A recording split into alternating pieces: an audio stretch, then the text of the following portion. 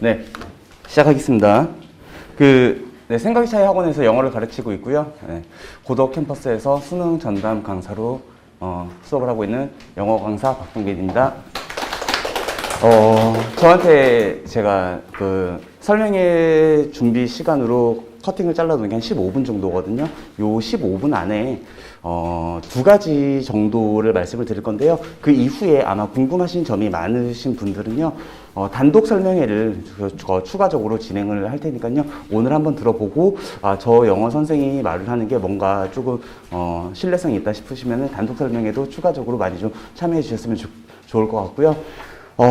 첫 번째로 그냥 빠르게 말씀드리자면은 요 5.3, 7.43, 12.66, 6.25 이 숫자들이 의미하는 게 역대 현역 아이들이 현역을 포함한 재수생 아이들이요 1등급을 달성한 아이들의 비율이거든요. 이거를 먼저 보여드리는 이유는 지금까지 고1과 고2에서의 1등급 비율과 실제 고3 수능에서의 1등급 비율은 굉장히 격차가 좀 큽니다. 그리고 그 현상에 대해서도 왜 그런 현상이 발생하는지는 추후에 설명을 드리겠지만은 어머님들께 하나 말씀드리고 싶은 게 요 숫자는 조금 제거해 주셔야 돼요. 왜 그런가 하면은 연도가 20년이에요. 저희가 20년 초에 코로나 사태가 발생했고 사상 초유의 가정학습이라던가 여러 가지 여러 가지 정상적이지 않은 그런 현상들이 발생하다 보니까는 그냥 대놓고 너무나 쉽게 출제가 되었던 그 해이다 보니까는 요 20년도 수능 같은 경우에는 조금 논외로 하고 나머지 정상적으로 출제가 되었다라고 하는 그 연도에 대해서만 먼저 말씀을 드리자면은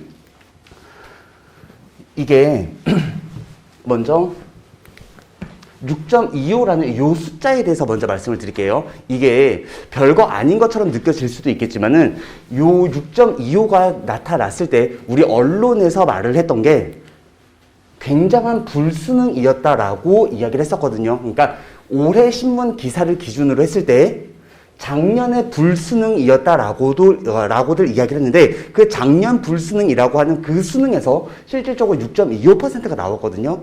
그러면은 6.25%가 그렇게 불수능이라고 하는데 사실은요, 알고 보면은 요 20년 수능을 제외하고는 제가 숫자적으로 계산을 해봤을 때 3개년을 평균을 내봤을 때 다시 한번 말씀드리지만은 요 연차는 제외를 했습니다. 나머지 3개년의 평균적인 1등급 비율을 놓고 봤을 때는 6.32로 귀결이 되거든요. 요거는 어머님들이 따로 추가적으로 어떻게 계산을 해보셔도 똑같은 값이 나올 겁니다. 그리고 이 자료는요, 평가위원회에서 공식적으로 발표했던 것을 그대로 가지고 온 겁니다. 여기서 알 수 있는 게 어머님들 혹시 절대평가로서 전환이 된다라고 했을 때 교육과정평가위원장이 방송에 나와서 매스컴에서 발표를 했을 때 우리는 목표로 하는 1등급 비율을 언급을 하신 적이 있거든요. 그때 언급을 하셨던 게 딱 6%에서 6.5% 그 값으로 그들은 귀결시키겠다라고 이야기를 했는데 무서운 집단이에요. 절대 벗어나지 않습니다. 그러면은 어머님들 여기서 살짝 알아두셔야 되는 게 우리 아이가 어찌 됐든지 간에 절대평가 영어든 상대평가 영어든 다 필요 없고 지금 현재 평균적으로 바라봤을 때 우리 아이가 내년 수능에서 1등급을 받기 위한다라고 하면은 죽었다 깨어나도 전체 수험생 중에서 몇 %는 들어가야 하는 거예요? 6% 무조건 들어가야 되는 거예요.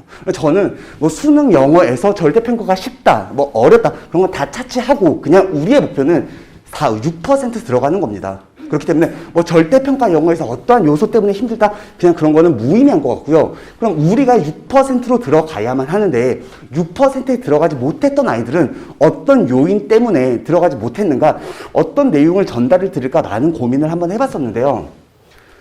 90초 넘기기는 그렇게 힘든가? 쉽지는 않은데요. 그러면은 쉽지 않은 이유 또한 분명히 존재하겠죠. 이제 그 다음 테마가 이제 집중적으로 제가 말씀을 드리려고 하는 내용인데요. 이게 올해 수능에서 출제되었던 지문 중에서 저를 포함한 저희 연구진들 그리고 저와 개인적인 친밀도를 가지고 있는 여러 선생님들에게 한번 물어봤더니 요 철학 지문이 가지고 있는 내용이 추상성이 가장 높았다라고 이야기를 하더라고요. 그래가지고 요 지문을 가지고 지금 어머님들께서 뭐 연령대가 굉장히 다양하겠지만은 영어를 손에서 놓은 지도 뭐 10년 이상 되신 분들도 있을 것이고 20년, 30년 이상 되신 분들도 있을 수도 있기 때문에 일단 요 영어 지문을 가지고 제가 막 뭐라고 설명을 드리는 거는 딱히 큰 의미가 없을 것 같고요. 제가 요거를 EBS에서 공식 발표한 그 한글 해설지를 가지고 왔거든요. 여기서 제가 주목하고 말씀드리고자 하는 거는요. 강사가 직접적으로 영어 요 문장을 어렵고 복잡하게 우리말로 바꿔놓고 그리고 난 다음에 어머님들께 설명을 하면은 살짝 약쟁이처럼 느껴질 수도 있을 것 같아요. 그래서 EBS 공식 해설지를 가지고 왔는데 지금부터 제가 딱 2분 30초를 드릴 겁니다. 거기 배포된 자료 안에도 요 한글이 들어가 있거든요. 요거를 한 2분 30초 안에 정말 그러니까 실질적으로 아이들은 영어 지문으로 쓰여져 있을 때 2분 30초 안에 요거를 해결하고 문제를 해결해야 되거든요. 저한테 주어진 시간이 딱 15분밖에 안 됐는데 그중에 2분 30초를 거의 그냥 날려버리는 거거든요. 그만큼 의미가 있어요. 사실은요, 이게. 제가 뒤에서 말할 내용과도 중첩이 되기 때문에 지금부터 요 한글을 어머니들께서 2분 30초 동안 한 번만 좀 읽어주세요. 어머니들 쓰여져 있는 건 한글인데 그냥 우리가 뭐 중학교 학생들이라던가 우리 일상적으로 접할 수 있는 그런 쉬운 난이도의 글은 아니죠. 분명히 한글인데. 그래서 어려운 거예요. 국어 영역과 맞닿아 있다는 게 그냥 이런 거거든요. 그 추상적이고 쓰여져 있는 거는 한글인데 내 머릿속에 남는 거는 아무것도 존재하지 않는 그 느낌을 아이들에게 가장 없애는 게 제가 1년 내내 아이들을 훈련시키는 거거든요. 그러면은 과연 한글도 아니고 한글로 쓰여져 있어도 이렇게 추상적인데 영어로 쓰여져 있을 때 아이들은 어떻게 해결을 해야 되느냐 그 과정에 대해서 이제부터 시작 한번 해볼게요. 자, 첫 문장이거든요. 그냥 영어로 쓰여져 있는 거는 그냥 제가 조금 빠르게 우리말로 쑥쑥쑥 바꾸면서 넘어가겠습니다. 본질만 잡으면 되기 때문에 일반적으로 우리가 시간적인 표현이 배경이 등장했을 때 우리는 형식어라고 해가지고 어떤 당시에 어떤 일이 발생했다. 그 당시보다는 발생한 내용을 필자는 전달하고 싶은 거예요. 그래서 요 내용은 형식어로서 일반적으로 저는 아이들에게 큰 무게 비중을 두지 말라고 이야기를 합니다. 아, 이때구나. 태어나지도 않은 18세기, 19세기. 그때에 개인적인 다이어리가 되었습니다. 무엇이 되었는지가 중요하죠. 어머니들 한 번만 더 같이 한번 해볼게요. 개인적인 다이어리가 되었는데 무엇이 되었는가 하면은요. 중추점이 되었대요. 중추점 되었다라는 그 사실이 중요한가요? 무엇에 대한 중추점이 되었는지 그 무엇이 중요하죠. 근데 무엇의 중추점이었는가 하면은 건설에 있어서요. 무엇을 건설하는데 중추점이었는가 하면은 현대 subjectivity 하게 되면요. 주체성이라는 뜻입니다. 두 가지 단어만 잡을게요. 이 글에서 지금 이야기를 하고 싶은 것은 뭐가 됐나요? 다이어리가 뭐가 됐죠? 중추점인데 뭐 있어서 현대 주체성이죠. 그러면은 다이어리가 주체성이 되었다라는 내용을 살짝만 잡아 놓으시고 그런데 주체성이 되었다라고는 하는데 이 주체성이 되었다라는 거 그렇지 맞아 라는 통찰력을 얻으실 분 계신가요? 그걸 얻었다라고 하면요 둘 중에 하나입니다. 정말 천재이거나 거짓말하고 계신 거예요. 이걸 어떻게 알아요? 그래서 영어에서는 우리가 항상 믿고 가야 되는 게 필자는 우리에게 너무나 친절해요. 분명히 설명을 해줄 겁니다. 그래서 그 신념을 가지고 heart라고 하는 거는 중심이죠. 중심이라는 말과 비슷한 말이 등장한 적 있었나요? 한 번 등장한 적 있었어요. 그게 뭐냐면 요 중추점이라는 말이 한 번 등장을 했었죠. 그럼 이제부터는 글의 논리적 흐름 관계 파악입니다. 어머님들 하나의 단락에서 필자가 전달하고 싶은 거는 몇 개를 전달할 수 있죠? 한 가지 주제밖에 없습니다. 그러면은 여기 지금 뒤에 이어졌었던 요 내용에서 중심점이라고 이야기를 했고 다시 한 번 더 중심점이 등장했네. 뒤에 이어질 내용은 뭘까요? 요 내용에 대한 뭐에 대해서 주체성에 대한 부연 설명이겠죠. 혹은 반복 설명일 겁니다. 그래서 그 신념을 가지고 한 번 더 읽어보시면은 주체성에 대한 부연 설명이 막 이렇게 해서 설명이 되어 있어요. 그거를 정리를 하자면 개인의 일기는 주체성인데 여기에 담겨 있었던 내용이 어떤 주체성인지 설명을 해주는 거거든요. 그러면 여기에 담겨 있었던 내용은요. 세상과 자신에 대한 이해, 세상과 자신에 대한 지식, 그것을 필자는 뭐라고 표현했다? 주체성이라고 표현한 겁니다.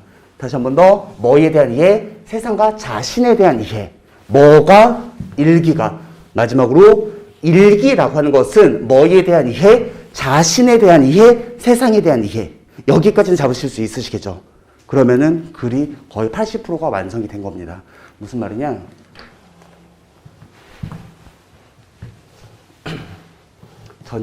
그 다음 순서가 전영주 선생님인데, 제가 또 시간을 하다 보니까 좀 늘어질 것 같아가지고, 전영주 선생님한테 욕을 한 바가지를 먹을 것 같은데, 뭐 어쩔 수 없죠. 억울하면 먼저 했었어야죠, 뭐.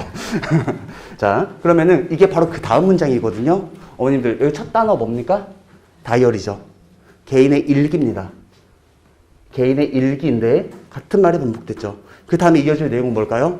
무엇이었다? 중심이었대요. 뒤에 나올 내용 딱 두 가지만 기억하시면 돼요. 뭐에 있어서 뭐에 있어서 중심이었다? 개인의 정체성, 개인의 주체성, 세상에 대한 이해, 그것만 잡으시면 돼요. 뒤에 나올 내용은, 그래서 그 다음 이어질 내용을 한번 바라보시면은, 네. 다이어리라고 하는 것은 중심점이었는데 자유로운 주체성이 만들어질 수 있는 것. 그리고 나서 그 다음 문장을 한번 확인해 보시면은 이제 3번 문장으로 넘어갔을 때 여기서 받아주고 있는 데이가 다시 한 번 더 다이어리입니다. 그럼 다이어리라고 하는 것은 무엇을 제공해 주었는가 하면은 아까 전에 다이어리라고 하는 거는 뭐랑 반드시 연결됐었죠? 개인의 주체성이었죠. 그러면은 다이어리가 제공해 주는 것은 그대로 개인의 주체성을 만들어내는 무언가를 제공해 주겠죠. 그래서 여기에 등장할 내용 또한 일관된 논리적 전개 방식을 통해서 들어올 내용은 딱 하나밖에 없습니다. 이 주체성과 관련된 내용이 들어올 수밖에 없어요. 그러면은 일기는 계속해서 개인의 주체성을 제공해 준다라는 하나의 흐름을 잡으시고 그 다음 문장으로 넘어갔을 때 이제 4번 문장인데 어머니 한번 보세요. 반복적으로 그리고 읽어가면서 오랜 시간에 걸쳐서 reading, 읽는데요. 이 글 안에서 읽을 만한 소재거리는 뭐밖에 없죠?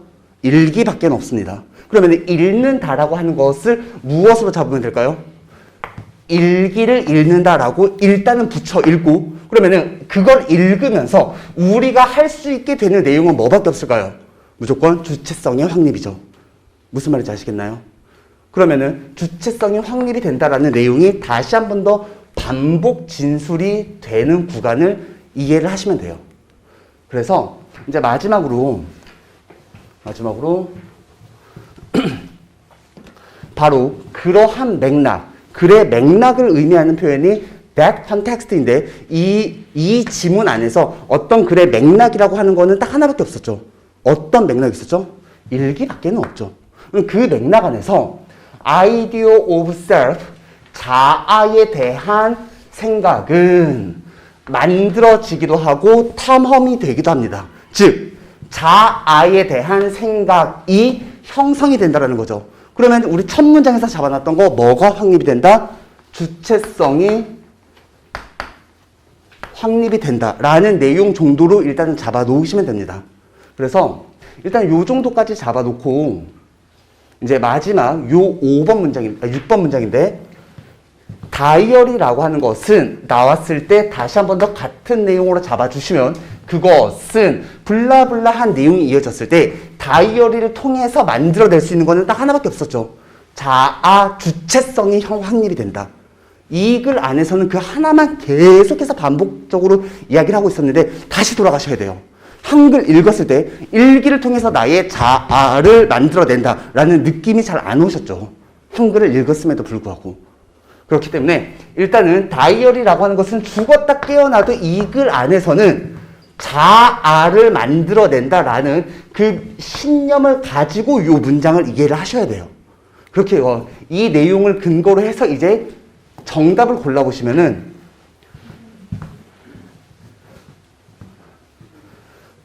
어머니도 5번 문장에서 자아에 관한 글을 쓰기 위한 주제를 개발해라. 요 5번은 올바른 설명일까요? 올바른 설명이 아닐까요? 굉장히 매력적이죠. 제 입에서 자아를 만들어내기 위한 어떤 주제를 만들어내라라는 말은 없었습니다. 4번으로 들어가 보면은 다른 사람에게 제시하기 위한 대체 자아를 창조하라. 한 번도 언급된 적 없었던 쓸데없는 내용이고, 글쓰기 과정에서 각자의 의견을 교환해라. 아무 의미 없고요. 타인의 일기를 읽음으로써 자신의 정체성을 확립하라 라는 요 내용은 괜찮은데 누구의 일기였죠? 그렇죠. 타인이 아닙니다. 그러면 글은 자신을 되돌아보는 수단으로 사용해라. 다시 한 번 더. 누구를 되돌아봐라? 자신을 되돌아보는 수단으로 사용해라. 이게 뭐다? 주체성을 확립한다. 그럼 여기서 말하는 글은 어떤 글을 말을 하는 걸까요? 일기겠죠. 이해되셨나요? 그래서 이게 수능이라고 하는 영역 내에서는 정말 글이 짜임새 있는 것을 잘 퍼온다라고 하는 게 그들이 작성하진 않아요. 논문에서 퍼오는 겁니다. 퍼오는 이유가 아까 전에 1위가 정답이 1번이었죠. 그대로 이어집니다. 글이라고 하는 거 뭐였죠? 일기였었죠. 그대로 이어지고 자신을 되돌아보는 수단이 뭐다? 주체성 확립이다.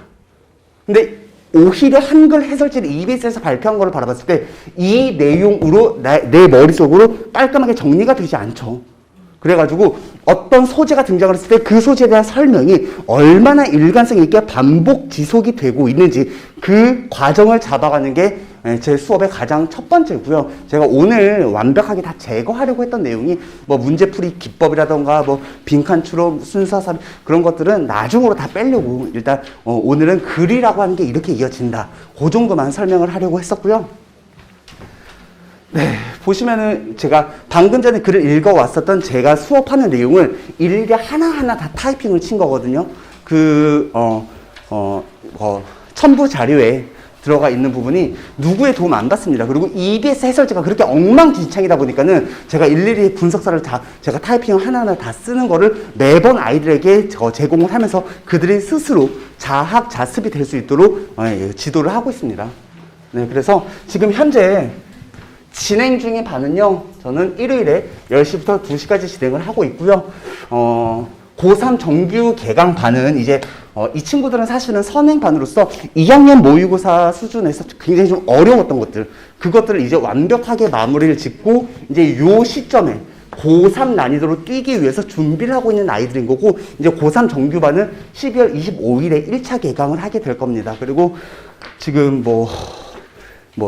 제 수강생들 중에서 몇 명이 1등급이 나왔고 2등급이 나왔고 그냥 그런 내용을 하기에 너무 시간이 좀 부족할 것 같아가지고 지금도 한영고 학생들이 굉장히 조금 작년에 고3 아이들 중에서 좀 성적이 너무 많이 뛴 친구들이 있어서 그 후배들이 오고 있는 건지는 모르겠는데 추가적인 개강 여부는 네, 이제 상담실에서 대기 접수만 지금 받고 있거든요. 그래가지고 일단은 주 1회 반으로 일요일 하나가 진행이 되고 요 선행반이 그대로 이제 정규반으로 전환이 되는 그 시점이 12월 25일입니다. 네, 요 정도 참고해 주시면 될 것 같고요. 마지막으로 지문을 이렇게 설명을 하고 나면은 어머님들께서 너무 어렵고 잘 집중도 안 되고 해서 이 소재로 할까 말까 너무 많이 고민을 하다가 근데 마지막 그 메시지를 전달하고 싶었던 것 같아요. 어렵습니다. 한글로 봐도 어려운 거를 영어로 이해를 해야 되는 시험이다 보니까는 6%만 들어가는 거예요. 그래서 단어를 많이 하는 것도 중요하지만은 글을 읽을 줄 알아야 돼요. 그거를 미리 사전에 촘촘하게 훈련을 시켜놔야 되고 3월부터 못합니다. 아이들 1년 내내 수능 준비 못해요. 중간에 내신 대비 때문에 다 깨집니다. 또 내신 또 어법 어휘 싸움이기 때문에 완벽하게 수능 정시 반으로 준비를 하는 친구라면은 조금 괜찮겠지만은 3월 되고 나면은 또 내신에만 너무 흔들리기 때문에 겨울방학 때 글을 읽을 수 있는 본질을 잡아주는 그러한 논리적 독해에다가 조금 많은 시간을 제 수업을 듣든 안 듣든 시간에 수능을 준비한다면 네, 그 방향성으로 조금 잡고 아이들에게 교육 지도를 해주셨으면 좋겠습니다. 저는 여기까지 하겠습니다.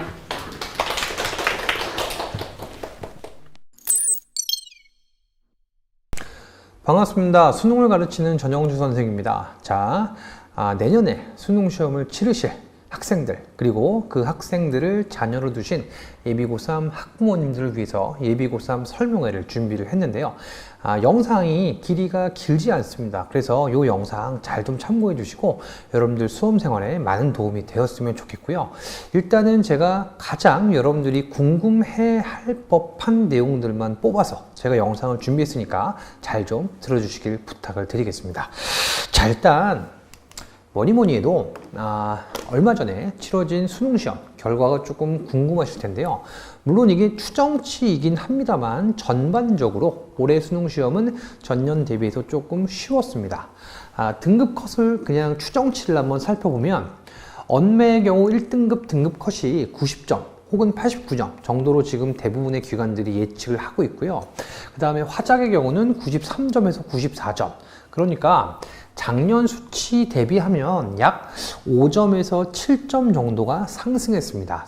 사실 굉장히 높은 점수거든요. 무슨 말이냐면 올해 수능 시험은 전년 대비해서 확실히 쉬웠다는 것을 여러분들이 이 점수를 보면서 조금 확인할 수 있을 겁니다. 근데 사실 우리한테 중요한 거는 올해 수능 시험이 아니라 내년 수능 시험이잖아요. 그럼 내년 수능 시험은 상식적으로 당연히 올해보다는 어려워질 것이라는 예상을 할 수 있겠죠.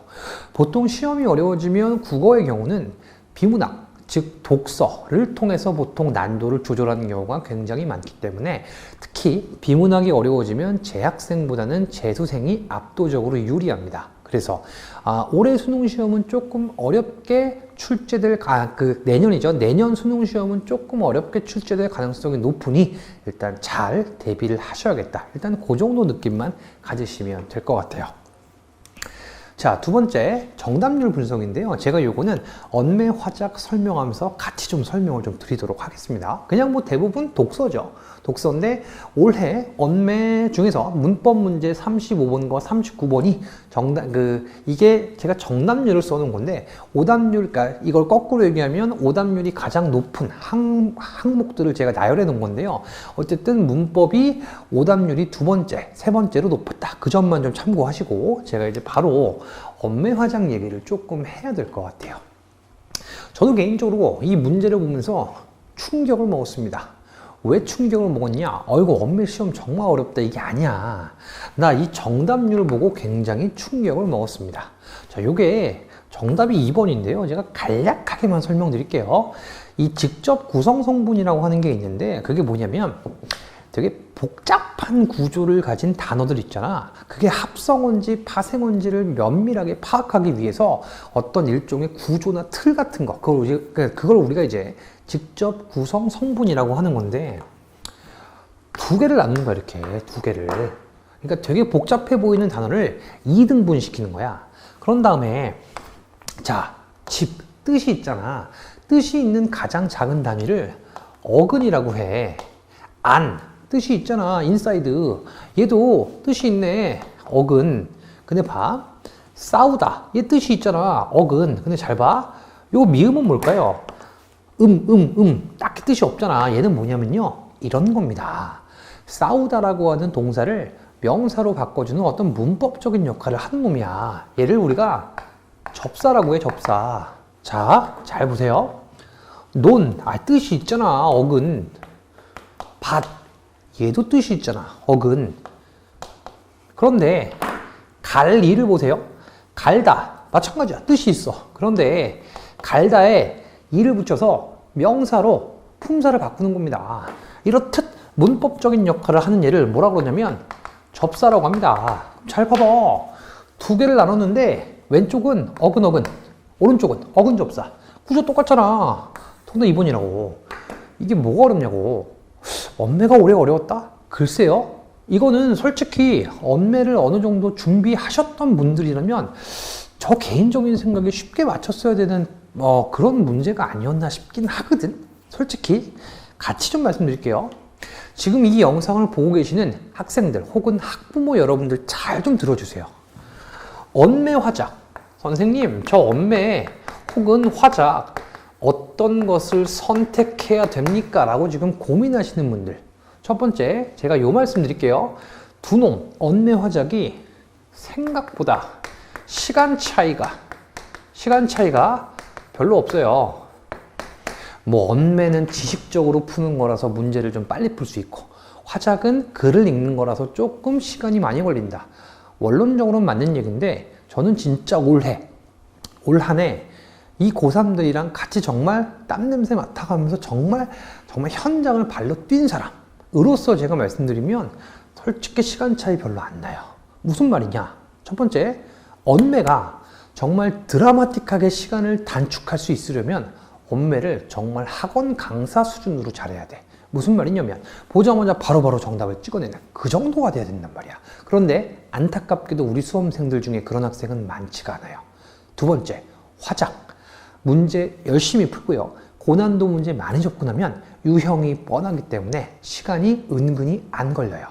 화작 잘만 하면 14분 내로도 풀 수 있습니다. 그런데 언매, 개념을 아무리 잘 알아도 사실 언매는 지식적으로 푸는 시험이고, 그리고 아무래도 화작보다는 난도가 높기 때문에 언매를 10분 내로 푼다? 이것도 쉽지 않아요. 무슨 말이냐면 차이 별로 안 나요. 그러니까 나는 뭐 예를 들어서 뭐 비문학을 푸는데 문학을 푸는데 저는 시간이 많이 걸립니다.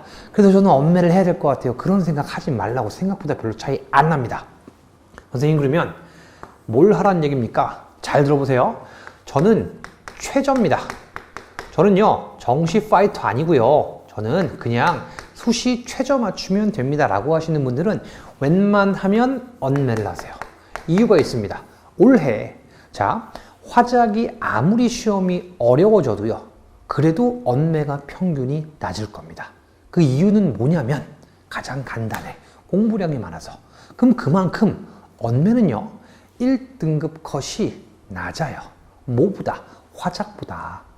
표준 점수가 중요한 게 아니라 그 등급만 맞추면 딱 끝나는 게임을 하는 사람들은 사실 조금이라도 등급을 산정하는 데 유리한 방식을 택하는 게 훨씬 낫겠죠. 올해 지금 추정치입니다만 언매와 화작의 1등급과 차이가 그래도 3점에서 4점은 난단 말이야. 어마어마한 차이입니다. 그래서 나는 최저입니다. 무조건 언매하세요. 저는 이렇게 좀 말씀드리고, 세 번째, 아닙니다. 저는 파이터입니다. 그러면 이 얘기 드릴게. 표준 점수는 이건 뭐 100% 확정은 아닙니다만 보통 통상적으로 당연히 언매부가 화작보다는 높습니다. 아까 제가 이유 살짝 설명드렸죠. 평균이 낮아서 그래. 어쩔 수 없어요. 즉 같은 점수를 맞는다고 가정하면 당연히 언매가 표점이 높겠죠. 이건 뭐 당연한 겁니다. 아, 그러면 선생님 결국 언매란 얘기 아닙니까? 절대 아니야. 네, 지금부터 제가 하는 말을 잘 좀 들으세요. 봐봐. 언매니 화작이니 하는 거는 가장 중요한 게 뭐냐면 여러분들의 학습 스케줄입니다. 이게 무슨 말이냐면, 선생님 저는요 정시 파이터인데요 지금까지 솔직히 공부를 조금 덜 했습니다. 영어도 할 게 태산이고요, 수학은 정말 많이 해야 되고, 뭐 예를 들어 뭐 사탐, 과탐 아무것도 시작을 안 했습니다. 혹은 선생님 저는요 예체능인데요, 아 겨울방학 때 우리 미술학원에서 저를 완전 죽이려고 합니다. 선생님 저는 체육인데요, 아 실기 많이 준비해야 됩니다. 그래서 잘 들어, 겨울방학 때 다른 거를 많이 해야 되는 분들은 웬만하면 저는 파이터, 화작을 선택하는 것도 나쁘지 않은 선택지란 얘기야.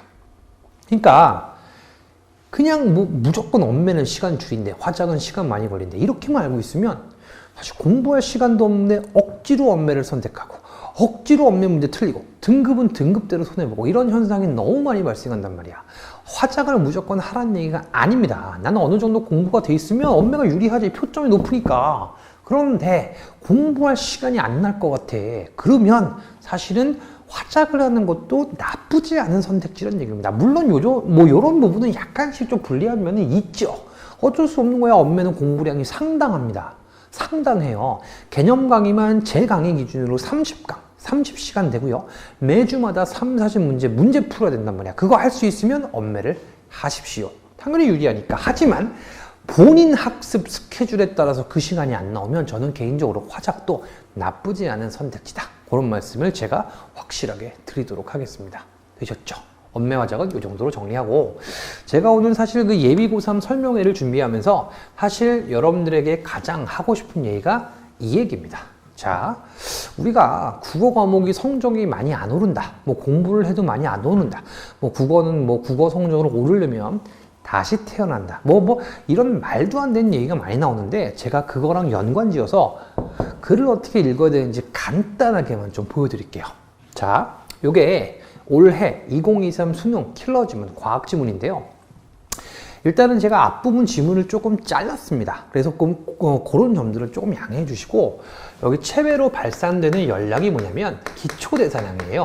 요거는 이제 바로 앞문단에 정의가 나와 있습니다. 그러니까 요 정도는 조금 받아들여 주시고, 잘 봐 이제. 기초대사량이 체표 면적에 비례한다고 보았다. 여기를 한번 끊어 봅시다. 여러분들, 전국 수능을 시험을 친 수험생 중에서 기초대사량이 체표 면적에 비례한다, 이 문장을 이해할 수 있는 학생이 몇 명이나 될까요? 거의 없을걸? 그런데 여러분들은 이렇게 생각한다고, 나는 글을 못 읽어. 거봐, 이거 이해 안 되잖아. 당연한 거야. 비문학 혹은 독서라고 하는 거는 출제자가 너에게 정보를 깔아주는 과정, 그 흐름을 읽는 겁니다. 무슨 말이냐면 누구나 기초대사량이 체표 면적에 비례한다고 보았다, 이 말을 이해할 수 있는 사람은 많지 않다고요. 하지만 비문학의 원리, 근본적인 원리를 알고 있는 사람은 반드시 네가 모르는 어떤 문장은 반드시 설명이 될 것이라는 것을 알고 있다고요. 무슨 말이냐? 기초대사량이 체표 면적에 비례한다? 아, 무슨 말인지 모르겠구나. 그래서 출제자가 뭐 한 거야? 즉을 통해서 이거를 다시 한번 설명한 겁니다. 볼게. 즉, 그 둘이 항상 일정한 비를 갖는다는 것이다. 체표 면적은 체중의 0.67에 비례하므로 기초대사량은 체중이 아닌 체중 0.67에 비례한다고 하였대. 느낌 오시죠? 잘 봐. 기초대사량이 체표 면적에 비례한다고 보았다를 다시 한번 설명해봐. 뭡니까? 기초대사량은 체중의 0.67에 비례한다. 같은 말이라고요.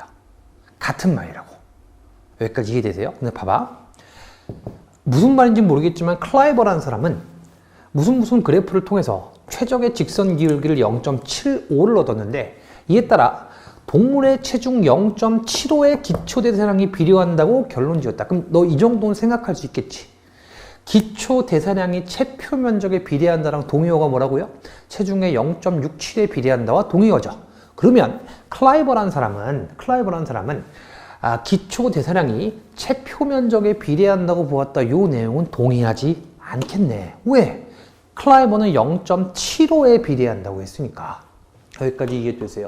그러면 이게 15번 문제인데요. 아이고야, 정답률이 38%입니다. 근데 정말 중요한 거, 이게 정답 채택률이 32%예요. 그 말이 뭡니까? 2번은 정답이 아니란 얘기죠. 그러면 2번은 적절한 선지란 얘기잖아. 클라이버 결론에 따른 뭐래? 기초대사량이 동물의 체표 면적에 비례한다고 볼 수 없겠군. 당연하죠. 왜? 클라이버는 뭐니까? 체중의 0.75에 비례한다고 했으니까. 그런데 체표 면적에 비례한다는 뭐예요? 0.67에 비례하는 거지. 이게 독서라고요. 글을 읽는 방법을 배우셔야 되고, 글을 똑바로 이해하면서 글을 읽는 훈련을 하셔야 됩니다. 자, 그래서 이거를 같이 제가 연관지어서 설명을 드리겠습니다. 이거를 좀 잘 좀 들어주세요. 우리가 수업이라는 걸 듣습니다. 수능 수업은 무슨 수업입니까? 일종의 그 강사가 가지고 있는 방법을 배우는 시간이죠. 이건 누구나 다 알고 있을 거야. 오케이. 수업 시간에 무언가 방법을 배웁니다. 제가 예를 들어드리면, 방금 전에 든 예를 들어드릴게요. 저는 이거를 우리 수업 시간에 일반화, 구체화 이렇게 가르쳐요. 무슨 말이냐면, 기초대사량은 체표 면적에 비례한다. 무슨 말인지 모르겠지. 그래서 제가 아까 눈치채신 분들도 계실 수 있겠지만 꺽쇠 표시를 했어요.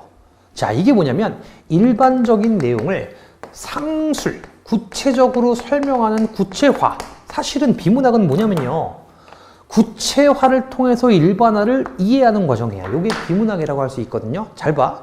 이거 내가 방금 전에 어떤 방법을 설명한 거죠. 근데 이거를 여러분들이 잘 들으셔야 됩니다. 수업 시간에 설명했어.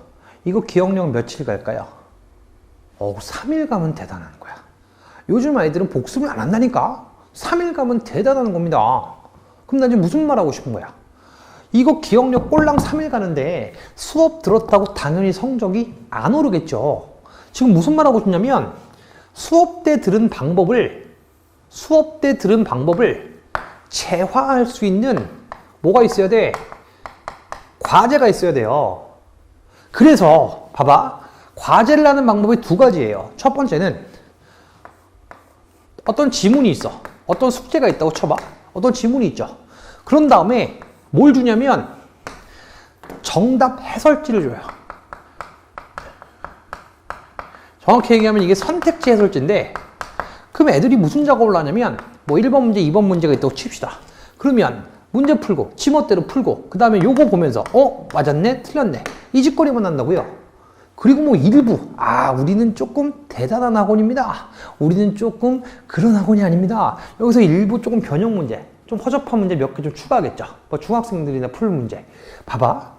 이러고 있으니까 성적이 안 오르지. 내가 지금 무슨 말 하고 싶냐면 어떤 지문이 있죠. 이걸 잘 들으셔야 돼. 잘 봐. 그 지문이 있으면 내가 지금 설명한 요 수업 방식 있죠. 이 수업 방식이 그대로 녹아들어져 있는 지문 분석지가 있어야 된다고요. 그래야 뭐가 되는 거야. 수업을 듣는 사람의 방법을 다른 지문으로 연습을 할 수 있는 거야. 이게 없어 이게. 당연히 성적이 안 오르지. 왜? 수업 때 들은 건 기억이 안 나니까. 그럼 문제가 뭐냐면 지문을 지멋대로 해석한다고. 자기 멋대로. 얼렁뚱땅, 우당탕탕, 지멋대로 해석을 해요. 여기서 백날 뭐 추가 문제 주면 뭐해? 뭐 서술형으로 바꿔보시오. 그딴 거에서 뭐해? 지문 읽는 것 자체가 안 되는데. 그러니까 강사가 써놓은 지문 분석지가 있어야 된다고요. 그거를 뭐 하는 겁니까? 체화하는 과정이 국어라고요. 그러니까 지금까지 네가 이 지문 분석지 같은 걸 한 번도 못 봤잖아요. 그러면 엄밀히 말해서 너는 국어 공부를 안 한 거야. 이거를 여러분들이 좀 명심했으면 좋겠다고요.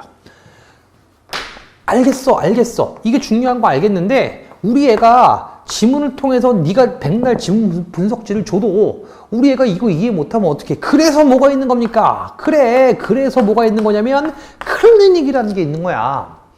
저희 학원, 저 같은 경우는 클리닉을 1대1 개인 클리닉을 합니다. 그리고 제가 해야 돼요, 이거는. 왜? 내 방법이니까. 제가 제 방법이 세계 최고라는 얘기가 아닙니다. 내 방법으로 수업을 하고 내 방법으로 과제를 시키니 내가 클리닉을 하는 게 당연히 맞는 거잖아. 그래서 우리 신동철의 생각의 차이 전형주 수업을 들으시면 주중에 저랑 30분을 보게 될 거예요. 30분. 그럼 그 30분 동안 뭐 할 거냐? 그냥 별로 의미 없는 문제풀이 그딴 거 안 해. 뭐 할 거냐면 너 주간지 이번 주 어떻게 읽었어? 너 이번 주 주간 과제물 어떻게 읽었어? 나랑 확인해보자. 너 내 방법대로 읽었니? 너 안 읽히는 게 뭐야? 너 문제가 뭐야? 그런 거를 잡아내려고 1대1 개인 클리닉을 시키는 겁니다. 지금 종합 결론이 뭐냐면요. 과제물에 강사 방법이 적힌 주간지가 있어야 돼요.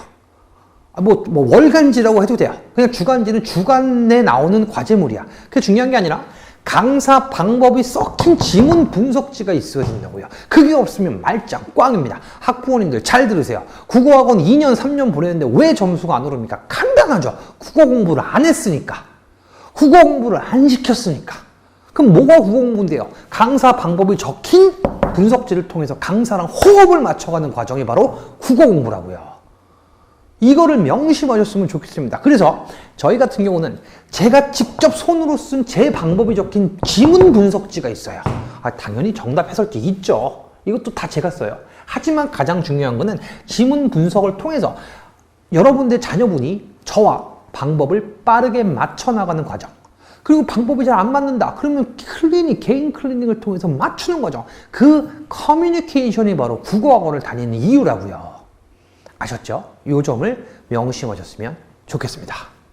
제가 지금 너무 흥분을 했는데 사실 너무 중요한 부분인데 많은 학부모님들이 모르셔서 그래요. 좋습니다. 자, 커리큘럼은 참고하시면 되는데 간략하게만 설명드리면 겨울방학에는 그래서 저랑 같이 지문 분석하는 방법, 선지 분석 방법 배우고 3월달부터 6월 모의평가 보기 전까지는 체화하는 연습하고 그 다음에 여름방학 이후부터는 어려운 지문, 고난도 지문하고 파이널 시즌으로 들어가면 그 해 당해 출제되었던 그 해, 그러니까 2024 육모, 2024 구모, 그거를 철저하게 분석해서 올해 시험 트렌드를 맞춰드리면 되는 겁니다. 그래서 이게 커리큘럼이고요. 그래서 관리 프로그램 제가 설명드렸고, 저희 학원 같은 경우는 반이 4반이 있습니다. 그래서 12월 24일 개강인데요. A반, B반, C반, D반이 있는데, A반은 토요일날 오후 6시 반부터 10시, B반은 일요일날 오전 10시부터 1시 반, C반은 일요일날 오후 6시 반부터 10시, D반은 금요일 오후 6시 반부터 10시입니다. 전부 다 같은 수업이니까요. 반도 4개 깔았어요. 저 진짜 이번 학년 이제 예비고3들 정말 목숨 걸었습니다. 그래서 모든 반, 제가 한 명 한 명 정말 성심성의껏 지도할 테니까 그런 점들은 여러분들이 믿고 맡겨주셔도 될 것 같습니다. 수강 후기입니다. 수강 후기인데 그냥 제가 간략하게만 띄워드릴 테니까 참고하시고, 잠깐 요 수강 후기 보고 싶으시면 영상을 잠깐 멈춤하시면 됩니다.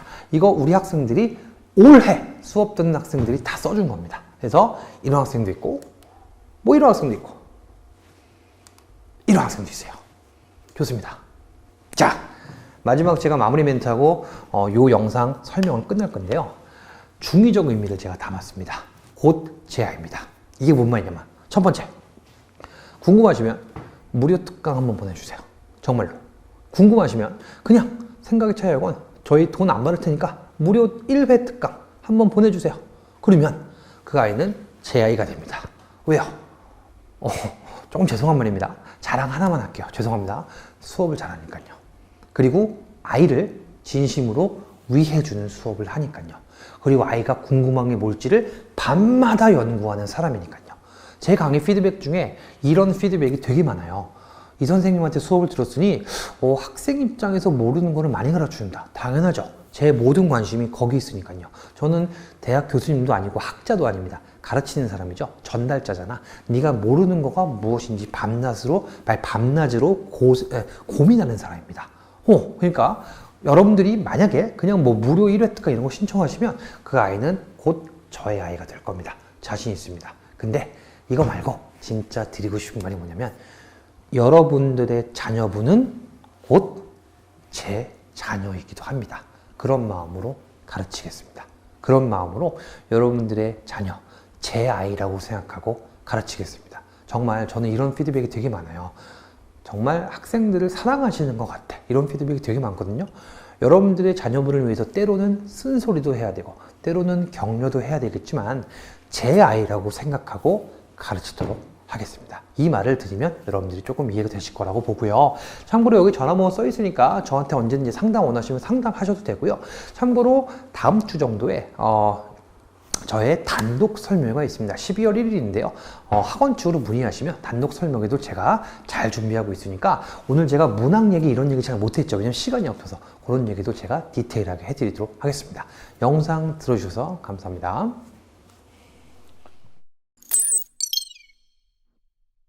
네, 안녕하세요. 저는 틀림없는이라는 닉네임을 사용하고 있는 김준창이라고 합니다. 반갑습니다. 네, 오늘 이제 2024학년도 수능 한국사 강좌 계획을 좀 알려드리려고 하는데, 이 강좌 계획에 앞서가지고 제 소개 짧게 한번 하고 시작하겠습니다. 저는 이제 이투스에서 한국사 영역 대표 강사이고, 2021년 대비 2020년에 매출이 50배 이상 증가했습니다. 그 다음에 단꿈아이에서는 10년간 1등 연구원을 하고 있고, 그 다음에 다수의 현장 강의를 가는데 2021년 대비 2022년에 수강생이 5배 이상 증가를 했고, 2023학년도 수능 한국사 2015 개정에 따라서 처음 출제되는 한국사 시험이었습니다. 그래서 적중률은 100%를 자랑하고 있고, 그 다음에 이것은 제가 자체 제작한 급상승 모의고사 5회가 있습니다.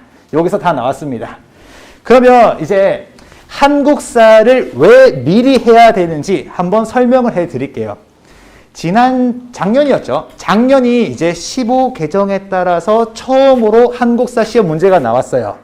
그러다 보니까 예전에는 이미 기출문제라는 게 쌓여 있었기 때문에 누구든지 이것이 나온다 이런 걸 다 알 수 있었고, 그래서 기출문제만 반복적으로 보면은 어느 정도 점수가 확보되었습니다.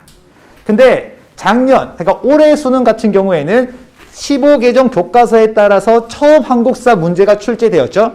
그러다 보니까 그 누구도 정확하게 무엇이 나온다라고 예측을 하지 못했던 거예요. 그러다 보니까 어떤 문제가 있었냐면은 2023학년도 6월 모평에 보면은 어떤 게 있냐.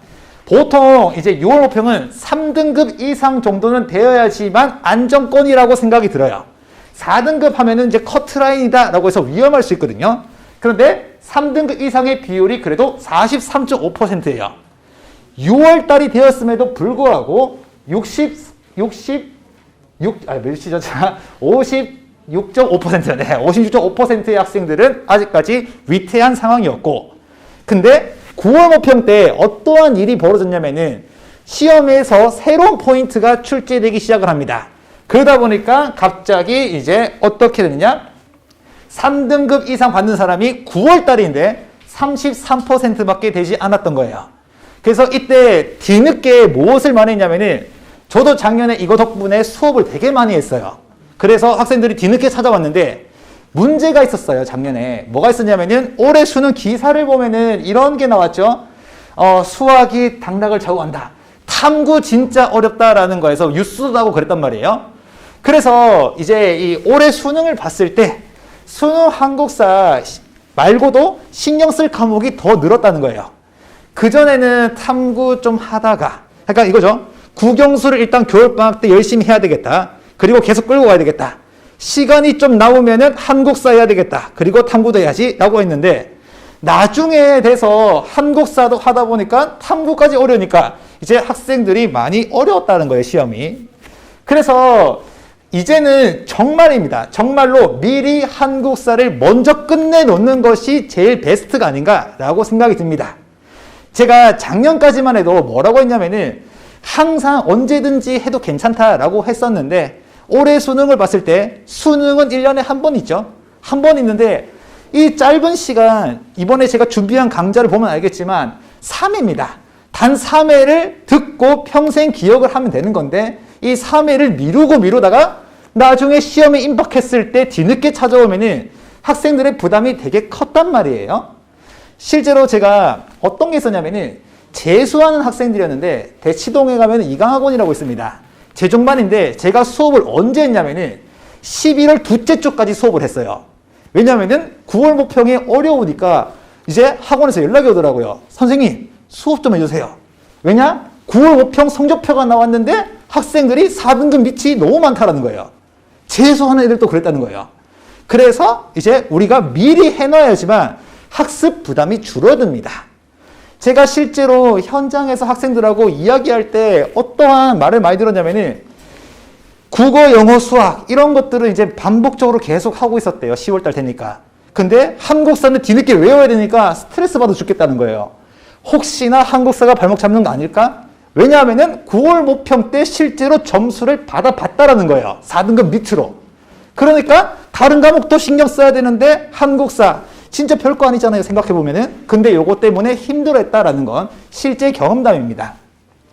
그래서 제가 연간 커리큘럼으로 해서 올해 생각이 차이학원에서는 총 3가지의 강의를 진행할 겁니다. 그래서 1단계는 3회 완성입니다. 기본 개념 완성이고, 2단계는 2회 완성이고 초합축 개념이고, 그 다음에 100% 적중률을 자랑하는 급상승 모의고사 5회까지 해서 3단계로 갈 건데 한번 볼게요. 3회 완성 기본 개념 완성은요, 강좌 특징이 9시간 만에 끝낼 거예요.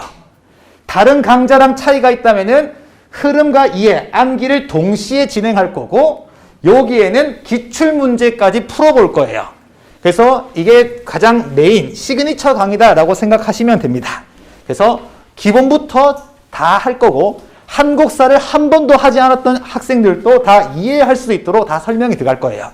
이것이 메인 강좌고, 그 다음에 사용하는 교재 같은 경우에는 지금 이제 인쇄에 들어갔거든요. 그래서 2024학년도 수능을 위해서 작년 기출문제를 싹 다 넣어왔습니다. 그래서 이 교재 하나면은 충분할 것이고, 이것은 신규 교재입니다. 작년에 어떤 게 되게 많았냐면은 교육과정이 바뀌었으면은 교재도 바뀌어야 되는데 연구하기 귀찮다라고 해가지고 그 전에 있었던 2022학년도까지 있었던 그 교재를 조금만 문제만 조금 바꿔가지고 그대로 출간해버려요. 근데 교과서 자체가 다른데 학생들 엄한 거 공부하고 있고 시간은 많이 들어가고 그랬다면은 제 교재는 다릅니다. 저는 이제 딱 2024학년도만을 위해서 신규 교재라는 겁니다. 재탕하지 않습니다. 그래서 이러한 포인트 하나 잡아주시고, 그 다음에 강좌 계획이 있을 것인데, 개강은 1월 달에 한 번 할 겁니다. 일단 1월 달에. 그래서 1월 2일 날부터 해서 1월 16일까지 7시부터 10시입니다. 총 3회를 진행할 거고, 1월 반한테는 혜택이 하나 있을 것인데, 그 혜택이 뭐냐? 인쇄될 수 있는, 인쇄되고 있는 교재, 17,000원 상당의 교재를 무료로 제공하는 이벤트를 하겠습니다. 그래서 1월 달은 3회 무료 제공이 있고, 근데 혹시나 1월 달에 시간이 안 될 수 있다라고 생각이 들었단 말이에요. 그래서 2월 달에도 한 번 더 준비했습니다. 2월 달에도 6일 날 시작을 해서 20일까지고, 이것도 매주 월요일이고 시간대는 동일합니다. 그래서 이때는 이제 교재비가 17,000원 발생한다라는 거, 이런 것들이 있다라는 겁니다. 됐죠? 그래서 이 학원에서는 이제 1월달, 2월달에 개념 강좌를 할 거예요. 다른 학원에서도 이제 다른 요일을 하고, 그 다음에 이 이해 완성에 대해서도 또 궁금하신 분이 계실 건데, 실제로 학생들마다 학습 상태가 다릅니다. 어떻게 다르냐? 고등학교 1학년 때 어느 정도 공부를 열심히 한 친구 같은 경우에는 한국사 어느 정도 기억이 난다라는 거예요. 그래서 처음부터 끝까지 다 할 필요는 없고, 내가 기억하고 있는 흐려진 기억을 선명하게만 만들면 좋겠다라는 친구가 있을 건데, 그 친구들은 이해 완성을 들으면 됩니다. 여기에서는 주요 단원 핵심 개념 위주로 정리가 들어갈 거고, 그 다음에 압축 설명과 이것이 나온다라는 쪽집게 형식의 개념 강의가 될 거예요. 그래서 앞선 강좌와의 차이가 있다면은 이 강의는 개념 설명만 들어가고 기출 문제는 조금 빠지는 부분이 있다라는 거고요. 그래서 이거는 시험 직전에 대비할 건데, 그러면 이 이해 완성의 그 강좌는 언제 개강할지가 되게 궁금하실 것 같아요. 이것을 언제 할 거냐면은 6월 모평을 앞두고 5월 달에 할 겁니다. 5월 달에만 할 거예요. 그래서 4월 중에 학원에서 모집 문자를 보내드릴 겁니다. 그래서 이 모집 문자에 따라서 신청해 주시면은 5월 달에 정확한 개강 일정, 6월 모평에 맞춰서 개강을 할 거고요. 그 다음에 이해 완성 급상수 모의고사 5회본이 있습니다. 이게 가장 이제 제 강좌 중에 인기가 좀 있었던 강좌인데, 이 강좌 같은 경우에는 제가 100% 자체 제작 문제입니다. 시중에 있는 짜집기 문제가 아니고 제가 10년차 수석연구원입니다. 그래서 제 노하우를 담아서 실제 시험 문제와 동일한 문제, 비슷한 유형의 문제, 난이도가 맞는 문제만 볼 거예요.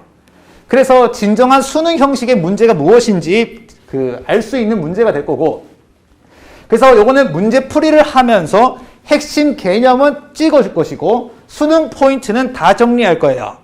제가 수능 포인트를 정리하는 것은 이거 중요해가 아니고, 이걸 봤을 때 우리가 떠올려야 되는 것은 이것이다. 그래서 이것의 포인트는 배경이고, 그 다음에 그 결과는 이것이다 라고 해서 포인트를 정리할 거예요. 그래서 요거 수능 포인트 정리한다는 것이고, 최종 점검 강의라고 생각해 주시면 됩니다. 그러면 이 강좌 같은 경우에는 언제 개강을 할 거냐라고 했을 때 8월 중에 할 거예요. 그래서 올해 6월 모평이 나오면은 2024학년도에는 시험 문제가 이런 방향이겠다라는 것을 저는 읽을 수 있거든요.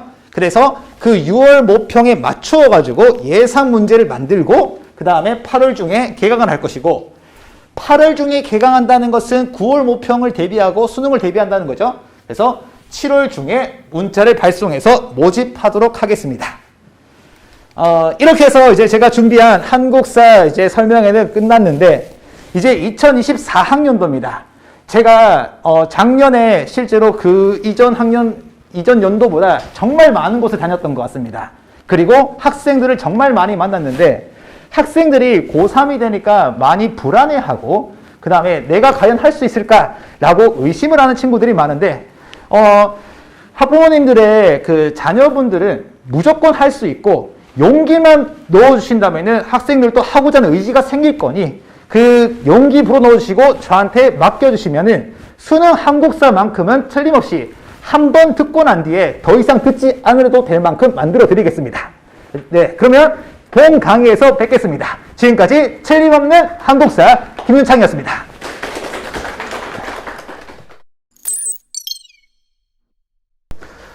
안녕하십니까. 23학년도 고3, 그러니까 2사 수능 대비죠. 예. 화학원을 가르치게 될 강사 서현덕입니다. 자, 먼저 저희가 지금 제 경력은 현재 20년 됐고요. 그래서 뭐 물수능, 불수능 다 거쳐가지고 현재는 좀 다니는 거 어렵죠. 예, 그래서 학생들이 너무 좀 힘들 것 같아요. 그래서 저는 올해까지 대치에서만 거의 수업했고요. 이번에는 이제 이쪽에 강좌를 좀 깔게 됐어요. 그래서 아마 저희가 이쪽에 있는 학생들하고 열심히 공부해서 학생들이 결과가 좋길 바랄게요. 자, 그러면 저희 먼저 지금 어머님들 그 자료하고 저는 약간 좀 확대했고, 자, 1년 계획인데 어머니, 지금 보시면 이게 제가 어머니 지금 겨울방학 때 1등급 써놓은 이유가 이제 혼자 하는 아이들이 수특이 2월에 나와요. 그러면 수특을 2월부터 공부하면서 이 마인드가 같아요. 수능 특강 보고 EBS 듣고 2월에 시작해서 3월에 한 35점 나쁘지 않네. 그리고 그럼 여름방학 때 수능 완성 때 올려야지. 이 엄청난 오산이에요. 왜냐하면 3월에 1등급인 애들은요 3등급의 애랑 같이 있으면요 똑같이 공부해요. 그러면 3등급인 애는 성적이 오른 것 같지만 실력이 올라가도 1등급 애가 올라가니까 같이 올라가요. 좁혀지지가 않아요. 더군다나 6월 되면은 이제 재수생 끼죠. 9월 되면 N수생 끼죠. 그러면 실제 난이도는 올라가면요. 나는 공부를 하는 성적이 왜 안 오르지? 그래서 가장 중요한 목적은 3월달 첫 번째 모의사에 1등급이 나와야 돼요. 무조건. 저는 애들한테 항상 얘기해요. 야, 니네 3월달 첫 번째 무조건 1등급 나와. 다 1등급 나와야 돼. 무조건. 거기서 시작이에요. 그리고 이제 저희 보시면 3월달 모의고사 보면요. 이제 정시는 저랑 같이 또 이제 약점 체크하고 제 하체를 좀 돌리고요. 수시는 이제 빠져요. 내신 대비 하라고. 근데 조심하실 게 투과목은 혼자 해도 돼요. 학원에서 다 알려주고요. 상대평가가 아니고 80만 넘으면 되니까 부담 없이 해요. 그리고 이제 저희가 이제 다시 이제 5월 되면은 다시 모이자. 그래가지고 그때는 이제 1단원하고 4단원 킬러를 연구를 해요. 그럼 거기가 주로 이제 아이들이 어려워하고 반복해야 돼요. 왜냐하면 이때만 해도 아이들이 이 시간이 줄지가 않아요. 그래서 반복적인 연습을 통해서 시간 줄인 연습을 하고요. 그 다음에 이제 여름방학 때는 그때 이제 수능 완성이 나와요. 수능 완성이 6월달에 나와요. 수능 완성 한 바퀴 돌리면서 그리고 이제 자기만의 풀이가 있고 그리고 시간을 재야 돼요. 이 문항 풀 때는 몇 분 걸리고 내가 뭘 다시 수정해야겠다. 그리고 이제 9월 되면 이제 전체적으로 전법이 보면서 단원별로 시간 재고 약점 재고 그거 보완하면서 지내면 돼요. 자, 이게 저희 1년 계획이고요. 그러면 저희가 겨울방학 때 어떻게 하냐면 자, 보시면 1주차에 몰이에요. 네, 여기가 어떻게 보면 가장 어려워요. 아이들이 저 화학 반응식이 안 되는데요? 아니에요. 몰이 안 돼서예요. 그리고 4단원 중화 반응도 몰이 안 돼서예요. 근데 이때가 언제냐면요. 12월 말이에요. 그럼 아이들이 조금 그나마 시간이 있어요. 네, 그래서 제가 이때 엄청나게 불러요. 숙제도 많이 주고. 이때가 12월 말하고 1월 1일. 저한테는 1, 2주차예요. 그럼 가장 어려운 단원 2개 끝내버려요. 제가. 그리고 첫 주는 숙제가 없기 때문에 진도를 빨리 나가도 돼요. 예, 그래서 이제 3주차 되면요. 여기 3주차랑 4주차는 좀 이게 암기 단원이에요. 그래서 제가 이걸 계속 빨리 외우고 연습을 시켜요. 자, 그 다음에 이제 5주차가 또 킬러가, 이때가 너무 다행스러워요. 설날이에요. 그러면 설날 매일 불러요. 안 외우면, 모르면. 지금 이게 여기가 이제 1월 1일, 이때가 1월 1일쯤이고 이때가 이제 설날이에요. 그래서 너무 타이밍이 좋아요. 가장 어려운 킬러 단원이 시간이 많아요. 자, 지금부터가 중요한데요. 2월 초에 수특이 나와요.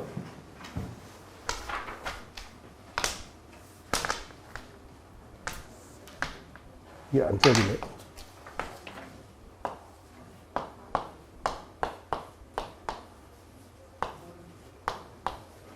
네. 2월 초에 수특이 나와요. 그러면 저희는 어머니 수특이 좋은 책이 아니에요. 그 얇은 책이 어떻게 다 들어가요? 개념서가 아니에요. 그냥 문제가 연계되니까 아이들이 꼭 푸는 거지. 그래서 아이들이 이때 모의고사를 저랑 한 애들은요, 수특이 상대적으로 쉬워요. 그래서 매주에 한 단어 숙제 나가요. 그러니까 수특 1, 2, 3, 4.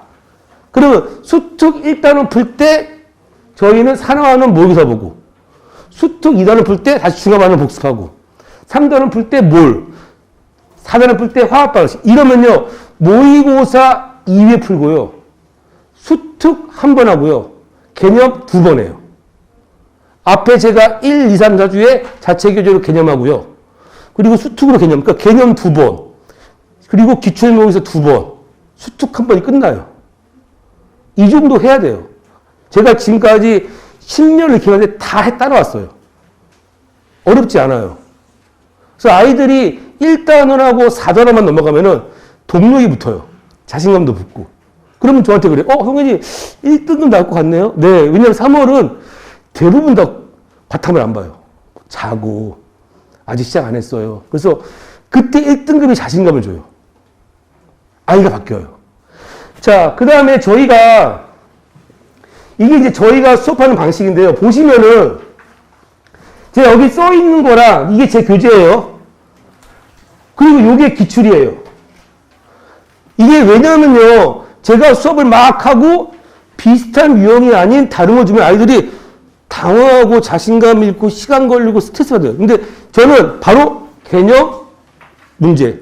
그러면 바로 연결이 돼요, 이렇게. 그러면 빨리 풀어요. 자신감도 붙고. 어머니, 이게 암기가 아니에요. 실력이 돼요. 제가 한 가지 더 보여드릴게요. 지금 잠깐 보시면요. 요게 또 제 자체 교재인데, 얘가 분자량이 30이에요. 얘 분자량이 40이에요. 자, 그러면 얘거든요. 자, 여기 보시고, 제가 지금 이 다음 화면이 이번 수능 20번이에요.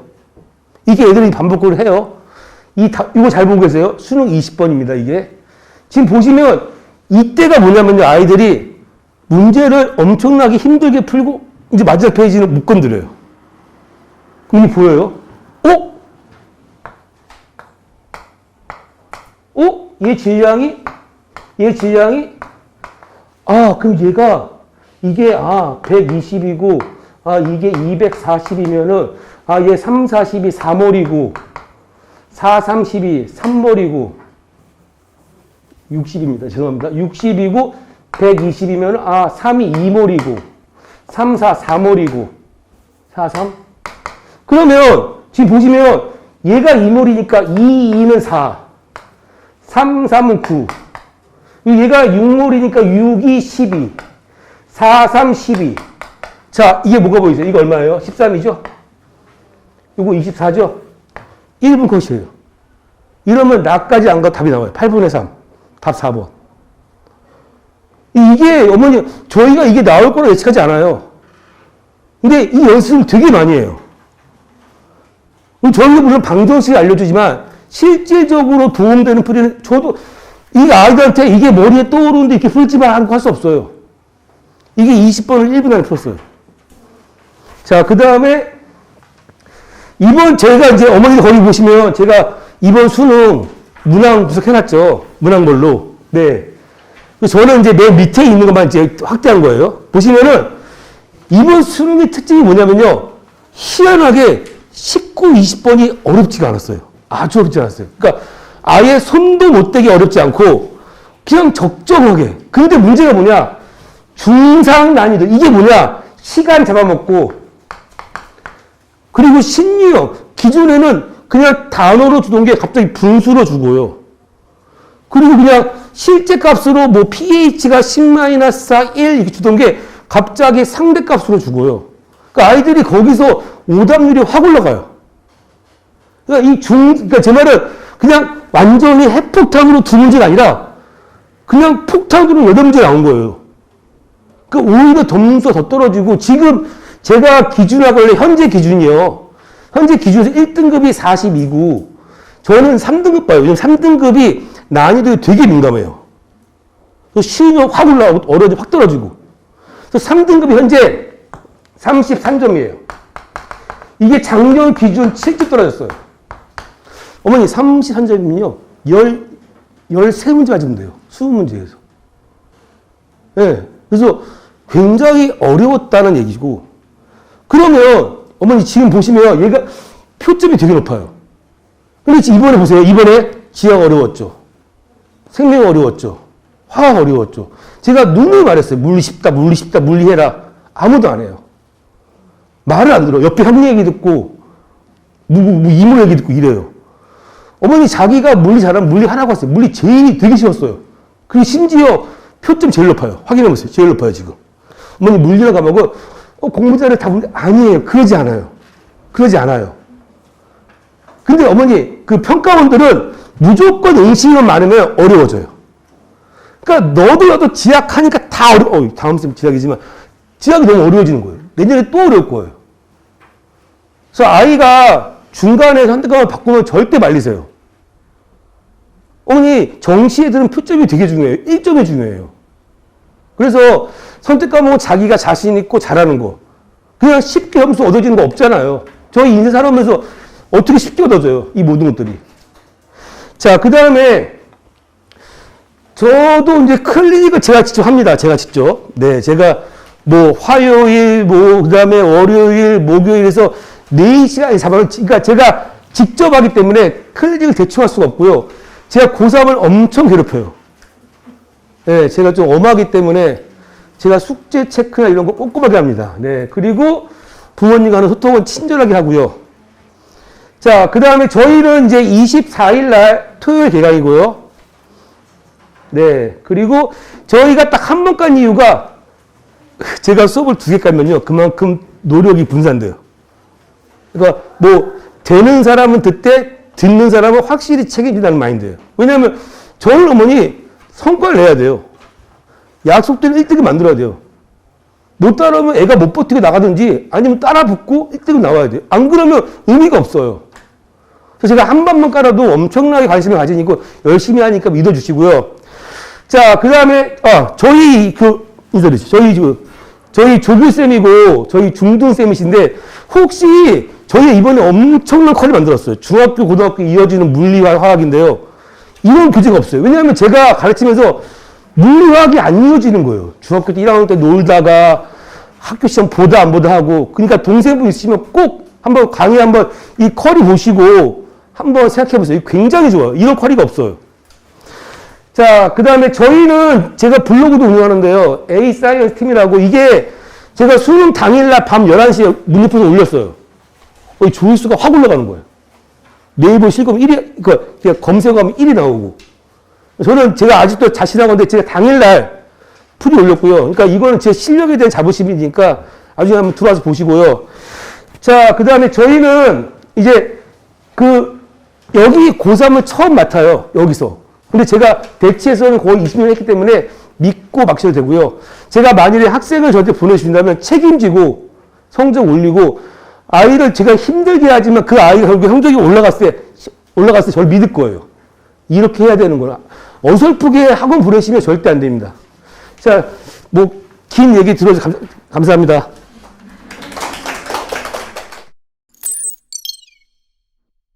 안녕하세요. 저는 고2, 고3 생명과학과 지구과학을 담당하는 김슬기라고 합니다. 오늘 제가 설명드릴 거는 이렇게 생명과학하고 지구과학 과목 특성, 그 다음에 이번 연도 얼마 전에 본 수능 분석하고요. 과목별 공부 방법, 그리고 이번 겨울방학 수업계획, 1년 수업계획 이렇게 설명드릴 거예요. 일단 제 소개 간단하게 하면 저는 이제 대치랑 잠실에서 한 7년 동안 고2, 고3 수업 진행을 했고요. 현재는 잠실하고 여기 생각의 차이 수업 진행하고 있습니다. 일단 제가 생명과학 먼저 설명을 드릴 텐데요. 일단 생명과학의 장점이라고 하면 응시 인원이 많아요. 생명하고 지구과학이 지금 현재 응시 인원이 물리, 화학에 비하면 훨씬 많습니다. 그러면 이제 장점이 뭐냐? 응시 인원이 많을수록 표점을 받기가 좀 좋아요. 이게 이제 작년에 좀 드러났어요. 생명하고 지구과학이 응시 인원이 많으니까 난이도가 좀 어렵게 나올 수밖에 없고 1등급을 갈라야 되니까 난이도가 어려울수록 그 고득점 받는 숫자가 줄어들잖아요. 그럼 이제 표점이 올라가는 거거든요. 그래서 다른 탐구 과목에 비해서 표점 받기가 좀 유리하다라고 볼 수가 있다.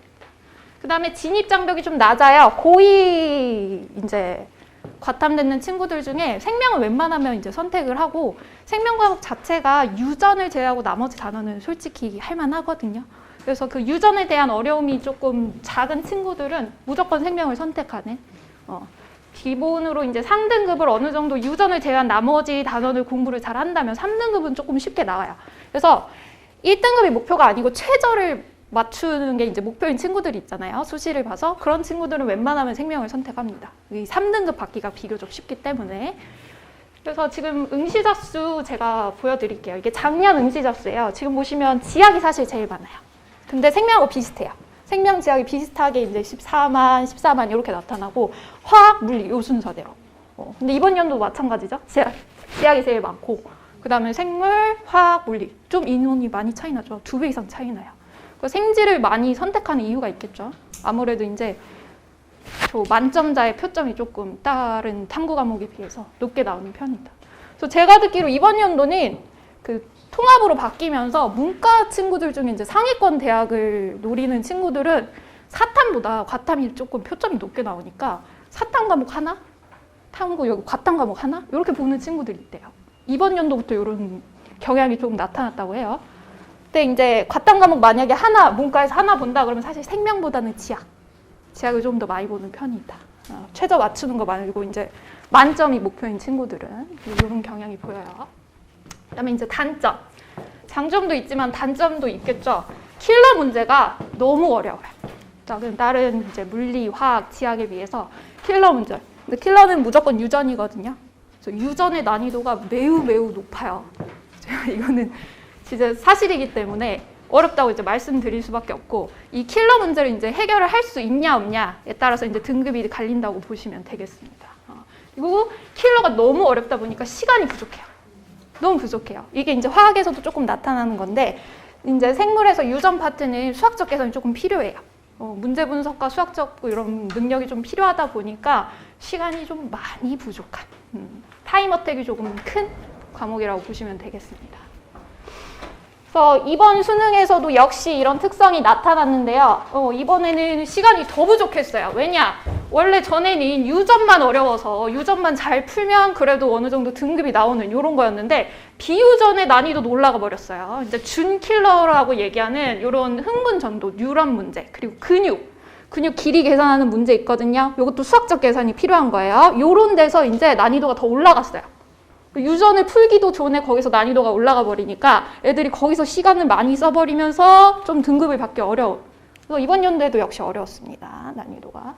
그래서 우리 이번 겨울방학에 제 목표는 뭐냐면 이런 유전 문제, 고난도 문제 사실 보면 요거 빼고는 다 유전이잖아요. 킬러가 지금 오답률 보시면 요거 빼고는 다 유전인데 이런 유전을 하기 전에 비유전 그리고 이번에 난이도가 올라간 이런 뉴런이나 근육 문제 같은 거를 겨울방학 때 좀 완벽하게 해놔야 유전도 나중에 공부를 해서 등급을 올릴 수가 있는 거예요. 그래서 이런 비유전을 얼마나 탄탄하게 해놓냐. 사실 고난도 킬러 3점 하나 틀리나 요 비유전 파트 3점 하나 틀리나 똑같은 거거든요. 그래서 이 비유전, 이 3등급을 안정적으로 받기 위한 비유전을 완벽하게 하는 게 이번 겨울방학 목표라고 보시면 되겠습니다. 그래서 제가 이번 연도 오답률 1위 문제랑요, 그 비유전, 준킬러 문제 하나 보여드릴 거예요. 요게 이제 이번 연도 오답률 1위 문제예요. 사실 요 문제도 그렇게 어려운 단원 문제가 아니었어요. 사실 킬러라고 부를 수 없는 단원. 그러니까 애들이 무조건 맞추는 문제 중에 하나였거든요. 근데 이번 연도에 좀 특이하게 특정한 조건, 요런 조건이 추가되면서 애들이 당황한 거예요. 이 뭐 그동안 보지 못했던 요런 자료가 이제 추가가 되면서 이게 오답률 1위가 돼버린. 사실 그동안은 이걸 핵현 문제라고 하거든요. 염색체 모양 크기 나타낸 이런 핵현 문제도 사실 킬러 근처에도 안 갔어요. 그냥 무조건 맞추는 문제였는데 이번에 진짜 이게 오답률 1위. 오답률 보시면 85% 이상이면 그냥 애들이 찍은 거예요. 그냥 찍어서 맞추는 문제. 그 다음에 요거는 이제 유전이 아니고 비유전인데 보통 요런 단어 문제는 오답률 5위 안에 안 들어가거나 거의 5위 정도 나오는 그 문제인데 이번엔 3위, 오답률 3위. 이것도 찍은 친구들이 많다. 여기서 보시면 보통 요런 게 보통 숫자로 주어졌어요, 그동안. 근데 이번에는 이렇게 기호로서 표시를 해놓으니까 애들 또 당황을 해요. 그동안 못 보던 자료가 나오니까. 그래서 이제 좀 오답률이 올라갔다. 그래서 보시면 이제 이런 유형에서 공부를 어떻게 해야 되냐. 제가 공부 방법 설명해 드릴 거예요. 그러면 킬러를 제외한 중킬러라고 얘기하는 비유전 파트를 얼마나 빠르고 정확하게 푸는지에 따라서 등급이 달린다고 보시면 돼요. 그래서 그거를 탄탄하게 해줘야 킬러 문제에 시간을 투자할 게 생기거든요. 요걸 빨리 못 풀면 킬러도 건들지를 못해요. 요게 완벽하게 준비가 돼야 킬러 문제를 풀 수 있는 시간이 나타난다. 그래서 요거를 일단 유전 공부하기 전에 비유전을 일단 완벽하게 공부를 해주셔야 되고 그 다음에 이제 좀 6월 지나서 이제 고난도 연습을 해도 안 늦어요. 요게 완벽하게 돼야 그 다음에 고난도 연습을 하는 거지 처음부터 요 고난도부터 시작을 하면 이제 안정적인 1등급을 받기가 좀 힘들죠. 그래서 저는 항상 요걸 많이 강조합니다. 비유전 파트, 거기를 완벽하게 해놔라. 이런 비유전을 완벽하게 해놓은 다음에 킬러를 공부하면 1등급이 가능하고요. 유전 포기한다, 킬러 포기한다 그러면 3등급 이상으로 절대 받을 수가 없다라고 말씀드릴게요. 그래서 이번 겨울방학 계속 말씀드리지만 유전은 이제 고난도보다는 기본 개념, 기존에 나와 있던 기출 문제를 공부하는 방식으로 할 거고 비유전은 이제 심화 문제까지 아까 보시면 오답률 높았던 그런 문제까지 풀 수 있는 정도로 가는 게 제 이번 방학 목표라고 말씀을 드릴게요. 그래서 요거를 완벽하게 마스터해야 안정된 점수가 나온다. 그래서 요 위주로 중킬러 위주로 이제 공부를 제가 시킨다고 보시면 될 것 같아요. 그래서 요게 이제 생명과학 전 단원인데요. 크게 5단원으로 나뉘어져 있고요. 우리가 계속 킬러라고 얘기한다는 요 4단원입니다. 유전. 여기가 이제 제일 어려운. 그래서 평상시에 공부할 때요. 사실 요 1, 2, 3, 5단원 반, 비유전 반, 유전 반 정도 공부한다고 한 만큼 유전의 비율이 조금 더 커요. 생명에서는. 근데 제가 이번 방학에는 유전을 반 정도 하는 게 아니고 비유전 파트가 조금 더 비율이 높아요. 왜냐면 이렇게 비유전을 공부할 게 지금 겨울방학 요때 해놔야 되는 거기 때문에 나중에 하면 좀 늦어요. 그래서 비유전을 지금 완벽하게 해놔야 되기 때문에 비유전의 비율이 조금 더 높습니다. 그래서 보시면 제가 거의 6대4, 10주차 강의니까 6대4의 비율로 6주차까지가 비유전, 그 다음에 나머지 4주차가 유전, 이렇게. 그래서 비유전의 비율이 조금 높은 강의다. 이렇게 생각해 주시면 될 것 같아요. 그 다음에 지구과학으로 넘어갈게요. 지금 지구과학으로 넘어가면 아까도 얘기했다시피 응시자수 제일 많아요. 지구과학이 제일 많고 그만큼 표점이 받기가 좋아요. 그런데 지구과학이 응시자수가 많은 만큼 사실 난이도가 높아요. 이제 착각하시는 학부모들이 좀 많아요. 지학은 뭐 나중에 고3 뭐 한 6개월 전에 여름방학부터 시작하면 되는 거 아니야? 절대 안 돼요. 절대 안 돼요. 그때 시작하면 늦어요. 한 뭐 3개월 잠깐 해도 등급이 나오는 게 지학이 아니냐? 근데 안 됩니다. 그냥 암기해가지고 점수 나오는 과목이면 다들 1등급 받지 않겠어요? 암기로만 등급이 나오는 과목이 절대 아니고 공부를 좀 자료 해석을 좀 많이 해줘야 되네. 일찍부터 좀 시작을 해줘야 다른 과목만큼 공부를 해줘야 등급이 나오는 그런 과목 중에 하나예요. 근데 이제 또 장점 중에 하나가 타 과목 대비는 공부량이 작아요. 이것도 공부를 하긴 해야 되지만 물리, 화학, 생물에 비해서는 공부량이 작다. 그래서 문과 애들도 선택하는 그런 탐구 과목이라고 보시면 돼요. 그리고 물리, 화학은 사실 중학교 때부터 선행하는 친구들이 많잖아요. 뭐 중학교 때부터 생명, 지학 선행하는 사실 많이 없죠. 많이 해봤자 생물까지 가요.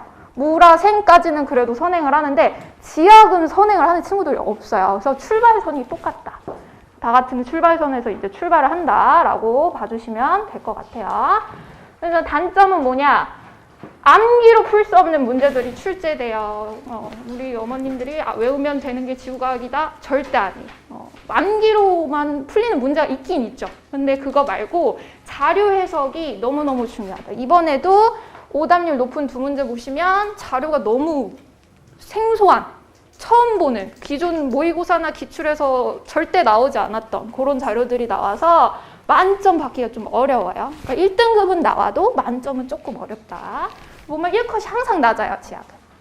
물화생은 높을 때도 있고 낮을 때도 있고 이렇게 왔다 갔다 하는데 지학은 1컷이 항상 낮아요. 왜? 응시자수 많으니까.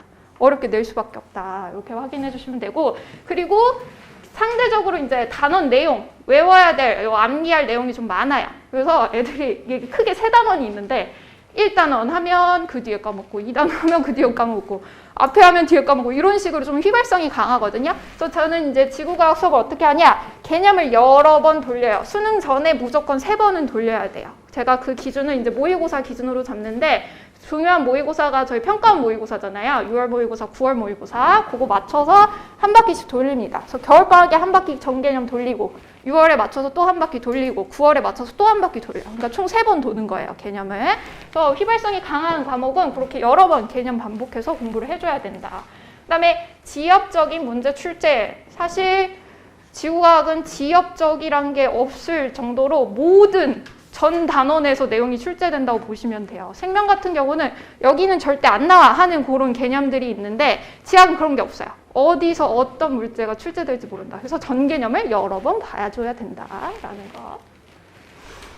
이번 연도 수능 분석해보면요, 지학은 딱히 킬러라는 단원이 없어요. 생물은 무조건 유전이 킬러인데 우리 지학은 킬러가 그나마 우주, 3단원이 우주가 조금 어려워요. 근데 지금 오답률 보시면 되게 골고루 출제됐죠. 1등이 우주, 그 다음에 2번이 고지자기, 그 다음에 우주, 절대연령, 기후변화 다 달라요, 단원이.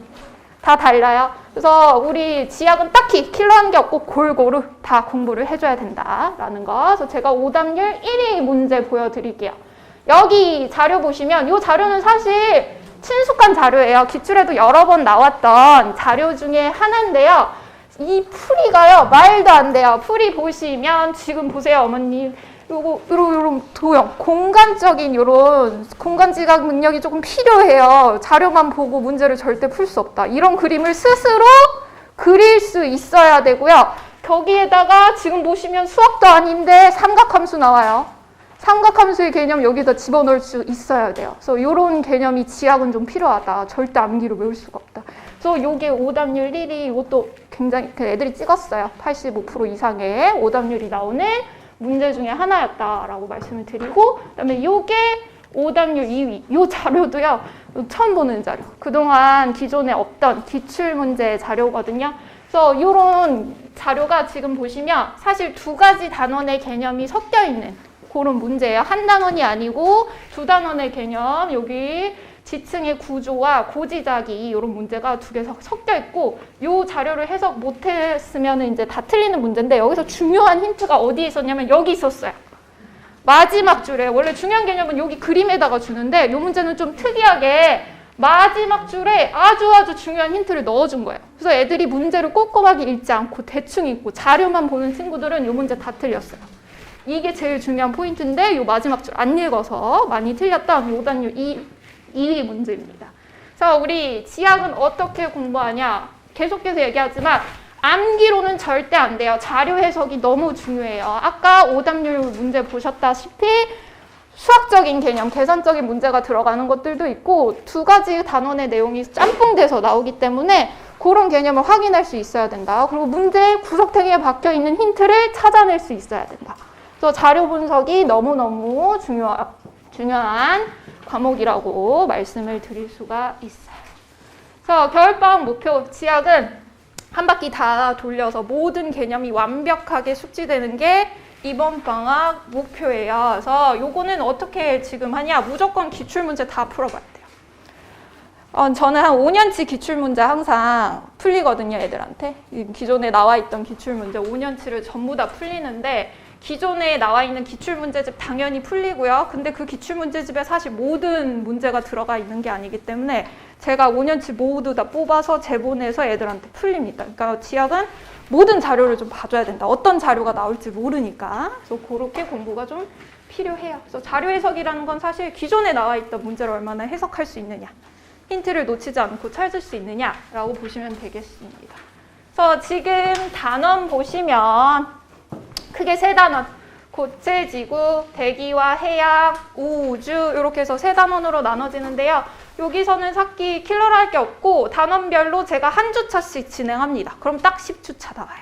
한 단원에 하나씩 10주차 나가고, 그 다음에 우리 요 마지막 주 지나면은 이제 3월 모의고사 이렇게 볼 텐데, 아마 3월 모의고사에서 요 개념 공부 제대로 했으면 대부분이 이제 1등급이 나옵니다. 생물도 그렇고 지학도 그렇고 3월 모의는 2학년 모의고사와 큰 차이가 없어서 등급이 잘 나와요. 근데 이제 그때 등급이 잘 나오는 거 보고 이제 과탐은 그렇게 공부량을 늘리지 않아도 괜찮겠다라고 착각하시고 공부량을 줄이는 순간 등급이 그대로 내려가요.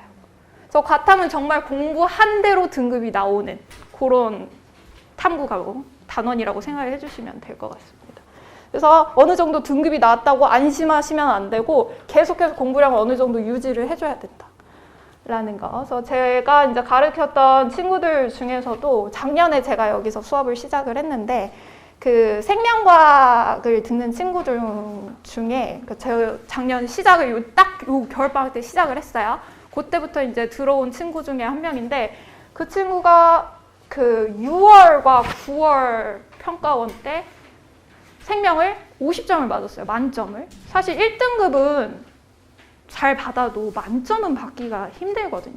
근데 그 친구의 특징 중에 하나가 정말 제가 뭘 시키든지 다 이런 것까지 해? 라는 것도 다 풀어오는 친구였거든요. 그리고 클리닉도 제가 숙제를 안 해오거나 뭐 시험 테스트에서 점수가 낮거나 이런 친구들만 클리닉을 주로 하는데 이 친구는 그런 게 없어도 무조건 옵니다. 무조건 클리닉을 앞에 와서 문제를 풀고 질문을 하고 이렇게 진행했거든요. 그래서 제가 그 친구를 보고 나서 이제 모자라는 친구들뿐만 아니라 그냥 모든 아이들을 제가 클리닉을 불렀어요. 원래 떨어지는 친구들만 제가 일찍 불러서 클리닉을 했는데 그 친구를 보고 모든 아이들한테 무조건 클리닉 와라. 그래서 수업 전에 제가 항상 30분, 최소 30분은 클리닉을 하고요. 그때 클리닉 때는 제가 해요. 1대1로 이렇게. 모르는 문제가 뭐냐 이렇게 해서 1대1로 클리닉을 해서 이제 개인별 취약점을 좀 파악하고 또 요 단원이 부족해요. 그러면 그 단원을 문제를 추가로 주면서 이제 개인적인 그런 단점을 채우는 게 이제 제 수업 방식입니다. 그래서 그렇게 수업을 진행한다 보시면 돼요. 그래서 이번 겨울방학 목표 요 레벨 1, 2 동시에 채우는 거예요. 사실 2학년 때 공부를 잘하는 친구들도 있지만 잘 그동안 내신 좀 떨어지고 공부를 안 했던 과탐을 소홀히 하는 친구들도 있을 거잖아요. 그래서 그런 친구들은 요 레벨 1 개념 완성, 개념을 완벽하게 숙지하는 단계까지 간다고 보시면 되고 2학년 때 어느 정도 공부를 했고 성적이 나오는 친구는 요거 할 필요 없죠. 개념이 어느 정도 정리돼 있으니까. 그럼 저는 요거 2개 기출문제 분석까지 완벽하게 하는. 그래서 목표는 둘 다지만 사실 개념 완성이 완벽하게 되어 있지 않는 상태에서 기출문제 공부해봤자 소용없어요. 문제를 푸는 게 전혀 중요한 게 아니에요. 지금 문제 풀어서 맞는 그게 중요한 게 아니고 개념이 완벽하게 정리되는 게 너무너무 중요하기 때문에 그 공부가 안 된 친구는 레벨 1까지 가고 요게 돼 있는 친구는 레벨 2까지. 그래서 개인별 숙제가 조금 달라요. 저는 모든 친구들한테 똑같이 주는 기본적인 숙제가 있고 잘하는 친구는 거기에다가 플러스 알파로 숙제를 더 냅니다. 그래서 개인별로 맞춤별로 과제가 나간다고 생각을 해주시면 될 것 같아요. 그래서 이번 겨울방학은 레벨 2까지, 레벨 3는 그 이후에요. 겨울방학 이후에 이제 3월 때부터 이제 고난도 문제 연습이 들어간다고 보시면 될 것 같아요. 그래서 제 1년 동안 과정을 보시면 이번 겨울방학 핵심 개념 이제 심화 완성해서 이렇게 모든 개념 정리가 들어간다고 보시면 되고 6월 모의고사까지 또 한 번 돌려요. 이때부터 이제 심화 문제 들어갑니다. 이 전에는 제가 심화 문제 안 해요. 개념 완성이 훨씬 중요하기 때문에 여기까지 개념 완성하고 그 다음에 6월 모의고사 기준으로 또 한 바퀴 돌려요. 그래서 두 번째 개념 완성과 심화 문제. 그 다음에 9월에 또 한 바퀴 개념 돌려요. 과탐은 아까도 얘기했지만 개념 정리가 너무너무 중요하고 휘발성이 강한 과목이기 때문에 3번은 돌리는 게 기본. 그 다음에 이제 마지막 수능 전까지는 무조건 모의고사. 그리고 기출 모의고사는 이미 다 했기 때문에 여기 푸는 모의고사는 사설 모의고사예요. 제가 온갖 학원에 있는 사설 모의고사를 모아서 고난도 문제들 모아서 애들 연습을 시켜요. 그래서 이게 1년 동안 진행되는 컬이라고 보시면 될 것 같습니다. 그 다음에 제 마지막으로 수업에서 항상 제가 수업 전에 전주에 배운 내용을 간단하게 테스트해요. 문제 수는 많지 않고요. 10문제 내외로. 적을 때는 4문제 풀어요. 어려운 단원인데는 문제 수를 많이 주지 않아요. 그래서 간단하게 테스트 보고 점수 낮으면 보충 무조건 보충합니다. 그리고 아까 얘기했다시피 클리닉은 원래 이렇게 과제 안 하거나 영상으로 받거나 지금 클리닉 필요하다고 제가 판단하면 했는데 무조건 그냥 하신다고 보시면 되겠습니다. 아시겠죠? 제가 지금 두 과목을 전부 다 하는데 생명과학, 지구과학 전부 다 하는데 사실 두 과목 다 1등급 나오는 친구들 항상 배출을 했고요. 저는 1년 내내 이렇게 끌고 가는 스타일이에요. 제가 이제 하다가 중간에 그만두거나 이러고 애들을 보내거나 이러지 않고 1년 내내 성적을 유지시키는 방향으로 수업을 진행한다고 보시면 되겠습니다. 네, 여기까지 할게요. 감사합니다.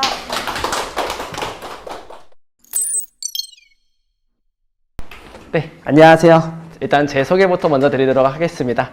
저희 생각의 차이에서 팀 A&B, 저희 팀에서 대표 수학 강사인 장태호 수학 선생님이라고 합니다. 만나서 반갑습니다.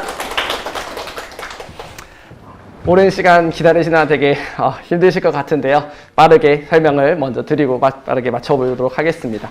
자, 일단은 제가 먼저 어머님들께 질문을 하나만 조금 드리고 좀 시작을 한번 해볼까 해요. 그래서 일단 고3, 특히 수능의 지금 수학 점수 배점에 대해서 혹시 알고 계실까요? 뭐 알고 계신 분 어머님도 계실 거고, 특히 뭐 둘째를 키우고 계시는 분들이라면은 첫째 애들을 뭐 대비를 했었을 때 수학 문제 구성이 어떻게 되는지들은 대부분 알고 계실 것 같은데요. 그래서 제가 다시 한 번만 조금 설명을 드리자면은 어쨌든 수학은 총 30문제를 100분 동안 보고 그 중에서 특히 일단 9번부터 15번까지와 그리고 20, 21, 22 그리고 선택 과목에서 28, 29, 30번 요렇게가 4점짜리 문제로 구성이 되어 있습니다. 그래서 4점짜리 문제의 구성에 대한 총 점수의 배점에 대한 합만 생각을 하더라도 52점입니다. 그래서 2점, 3점짜리를 다 맞춘다고 해도 수학 같은 경우는 다른 과목과는 다르게 48점. 특히 올해 수능에 지금 이제 예상 등급표를 보았을 때 지금 48점이면은 사실 4등급도 맞기 힘든 지금 점수인데요. 결국에는 수학 핵심은 뭐냐? 이러한 4점짜리 문제를 어떻게 공략하는지가 사실은 핵심이라고 볼 수 있을 건데, 당연히 이러한 모든 4점짜리 문제들이 뭐 난이도들이 다 어려운 문제느냐? 그건 아니고 이 중에서는 분명 쉬운 4점들도 있을 거고, 뭐 알고 계시는 어머님도 계시겠지만 보통 이제 15번과 그리고 21번, 22번, 30번 문제들이 보통 학생들이 가장 어려워하는 킬러 문항으로 이제 뭐 출제가 되고, 그 이외에 이제 준킬러라는 문제에 대한 측면들과 조금 쉬운 4점짜리 문제들로 구성이 되어 있어서 결국에는 이러한 4점짜리를 어떻게 공략하는지가 사실은 수학 점수 고득점을 위한 핵심 방법이라고 볼 수 있을 것 같은데요. 그래서 이러한 문제들을 공략을 할 때 제가 일단 올해 수능 출제 경향, 특히 올해 수능은 사실 작년과 크게 달라지진 않았는데 일단 평가원에서 출제를 하기 때문에 6월 모의고사와 9월 모의고사 그리고 수능까지에 대한 비교를 살짝 조금 드리려고 하는데, 그래서 결국에는 유의미한 데이터, 수능 전에 유의미한 데이터들을 확인할 수 있는 모의고사는 6월 모의고사와 9월 모의고사 그리고 수능 이렇게 총 3가지를 볼 수 있을 텐데, 결국엔 이런 고득점을 막기 위해서 학생들에게 요구되는 능력은 결국 어떤 것이냐라고 생각을 했었을 때 결국은 문제를 보고 문제에서 내가 주어진 조건들을 확인해서 단서들을 찾고 그 단서들을 내가 구해야 되는 목표까지 도달을 하기 위해서 구성 이후에 정확하게 계산을 해 나가는 그러한 과정들이 상당히 중요하다고 볼 수 있는데, 저는 크게 그것들을 2가지 측면에 대해서 얘기를 하려고 합니다. 그래서 문제에 대한 단서들을 파악을 하고 내가 이런 문제를 풀기 위해서 어떻게 접근을 해야 되는지에 대한 사고력과, 그리고 이 문제를 어떻게 풀지는 알겠는데 결국에는 시간 싸움이기 때문에 100분 안에 이 30문제를 모두 풀어내어서 고득점을 막기 위해서는 빠르고 정확한 계산력도 분명 중요한 요소가 될 겁니다. 그래서 계산력이라는 측면에서 조금 이렇게 2가지에 대한 측면에서 접근을 하자라면은 보통 6월 모의고사, 9월 모의고사 같은 경우는 이러한 사고력을 조금 더 요하는 문제 또는 어떠한 계산력을 요구하는 문제들에 대한 비중이 사실은 살짝씩은 조금은 차이가 있습니다. 특히 작년과 올해 같은 경우는 6월 모의고사는 사고력을 조금 요하는 문제들이 많이 등장을 했고, 계산력을 요하는 문제들은 조금 떨어져서 사실은 이제 극상위권 친구들이 이 문제는 어떻게 접근을 하면은 쉽고 빠르게 풀 수 있는지, 극상위권 친구들이 오히려 표준 점수를 조금 더 챙길 수 있는 그런 모의고사였고, 9월 모의고사는 사실은 이제 6월 모의고사 이후에 6월 모의고사에 대한 반응을 어느 정도 보고 나서 출제가 되기 때문에 보통은 이러한 상반되는 내용들이 나오고, 결국 수능에서는 결국엔 6월 모의고사와 9월 모의고사에 어느 정도 평균치에 해당하는 어떠한 난이도의 문제들이 등장을 하게 되어서 올해 수능과 작년 수능 모두 다 이러한 출제 경향은 그대로 가고 있다라는 추세, 이러한 추세가 아마 내년에도 똑같이 적용될 거라고 보고, 그럼 결국에는 우리가 이러한 사고력과 계산력을 증진시키기 위해서 저희 팀 AMB에서는 어떠한 수학 커리큘럼을 제시하는지 내년 1년 동안의 수학 커리큘럼에 대한 설명을 먼저 진행을 할 수 있도록 하겠습니다. 자, 그래서 지금 보시면은 저희 2024 수능 대비 커리큘럼에 대해서 설명을 드리자면은 이러한 사고력과 계산력 단기간에 한꺼번에 빠르게 증가할 수 있을까요? 지금 예비 고3 친구들에게 이러한 15번, 21번, 22번, 30번에 해당하는 킬러 문제들을 풀어라고 하면은 할 수 있을까요? 그건 힘들다라고 보는 게 사실은 일반적인 얘기고, 결국에는 쉬운 4점부터 준킬러에 해당하는 문제들을 먼저 공략을 해야 되고, 그러한 공략하는 과정들에서 결국에는 이러한 사고력과 계산력을 증진해서 이러한 킬러들의 문제들에 대한 접근 방법들도 익히는 것이 저는 중요하다고 보기 때문에 저희가 제시하는 내년 1년 동안의 커리는 이렇게 진행이 됩니다. 그래서 지금 보시면은 신의 한 수, 신과 함께 이니미터블 에임이라고 되어 있는데, 간단하게 소개를 하자면은 일단은 방학 동안 먼저 일단 선택 과목 미적분이라든가 확통이라든가 기하를 처음 하는 친구들도 있을 수도 있을 거고, 그 다음에 수원과 수투가 아직 정리가 잘 되지 않은 학생들도 있을 겁니다. 그런 학생들을 먼저 일단은 개념을 다시 한번 복습과 함께, 또는 개념을 다시 새로 처음 배울 수도 있을 거고, 다만 여기에 지금은 이제 고3이기 때문에 실제 수능 기출 경향을 반영을 한 수업이 먼저 진행이 된다라고 생각해 주시면 될 것 같고요. 그 다음에 제가 자신 있게 조금 얘기를 할 수 있는 저희 수업 1년 커리 중에서 제일 좋은 수업이라고 하면 여기 주어진 신과 함께 커리큘럼이라고 얘기를 할 수 있을 것 같은데요. 이 커리큘럼 같은 경우는 방금 얘기를 했던 결국은 이 4점 킬러들을 제외를 한 나머지 준킬러급의 문제들을 결국은 공략을 하는 것이 제가 고득점을 받기 위한 핵심 방안이라고 얘기했는데, 그에 대한 정리가 우리는 신과 함께 커리큘럼에서 진행된다고 생각해 주시면 될 것 같고, 그 다음 이니미터블 같은 경우는 방학 중에, 여름 방학 중에 열리게 되는 특강이라고 생각해 주시면 되고, 최종적으로 마지막은 파이널 수업 이렇게 진행된다고 생각해 주시면 되겠습니다. 그래서 다시 한번 각 커리큘럼에 해당하는, 과정에 해당하는 수업에 대한 특징에 대해서 다시 한번 소개를 드리자면은, 일단 신의 한 수 같은 경우는 처음 배우는 친구들, 아니면은 한번 했었더라도, 또는 수원 수투 같은 경우는 이미 2학년 때 해왔지만 다시 한번 부족한 개념들을 복습하는 시간과 함께 결국에는 수능에 나오게 되는 기출 경향을 먼저 파악하는 수업이다 라고 생각해 주시면 되고, 이러한 주요 기출을 총 정리를 해서 일단 48점이라도 꼭 반드시 받을 수 있게 2점, 3점짜리와 함께 9번이라든가 20번이라든가 쉬운 4점들에 대한 공략이 함께 진행되는 수업이다 라고 생각을 해주시면 될 것 같습니다. 다음으로는 이제 제가 자신있게 추천을 한 신과 함께 수업 같은 경우는 지금 기간을 좀 보시면은 상당히 길다라는 걸 볼 수 있을 겁니다. 그래서 내년 1년 동안 전체적으로 거의 절반 이상의 수업이 이 신과 함께라는 과정으로 진행된다고 생각해 주시면 되는데, 이 신과 함께 같은 경우는 지금 여기 PPT 상에는 제가 반영을 안 해놨는데 시즌 1과 시즌 2로 나뉘게 되고, 시즌 1 같은 경우는 이러한 준킬러들을 접근을 하기 위해서 사고력을 기르기 위한, 결국 준킬러에 풀기 위한 어떠한 그 핵심 아이디어를 정리를 하는 수업이라고 생각해 주시면 될 것 같고요. 그 다음에 그것들을 사실은 자기 것으로 만들고 체화를 해서 그것들을 문제를 적용을 해서 계산력까지 연습하는 수업이 시즌 2 때 진행된다라고 생각을 해주시면 될 것 같습니다. 그 다음에 이 6월 3월부터 9월까지 진행되는 이 정규 강좌와 그와 더불어서 방학 때는 조금 더 시간적인 여유가 생기기 때문에 방학 때는 어떤 수업이 진행이 되느냐, 이러한 준킬러에 대해서 대비가 어느 정도 이루어진 학생들 같은 경우는 1등급을 목표로 하고 안정적인 1등급, 그리고 더 나아가서 이러한 킬러 문제들까지에 대한 핵심 공략이 들어갈 수 있는 고난도 킬러 특강이 진행이 되고, 저희는 그 과정 이름이 이니미터블이라고 생각을 해주시면 될 것 같습니다. 그래서 최상급, 확실한 1등급을 만족하기 위해서 각 토픽별로 어떻게 킬러 문제들을 접근을 해야 되는지에 대한 특강 수업이라고 생각을 해주시면 좋을 것 같고요. 마지막으로 결국에는 9월 모의평가 이후의 수능까지에 대해서는 이제 학생들이 무엇을 대비를 해야 되느냐. 지금 사실은 자녀분들께 조금 이렇게 한번 물어보면은 수학 실제로 고등학교 1학년, 2학년 동안 100분 동안 시험을 보면은 100분 동안 정말 집중해서 시험을 본 적이 있니? 라고 물어봤었을 때 사실은 100분 동안 시험 보는 것도 좀 어렵거든요.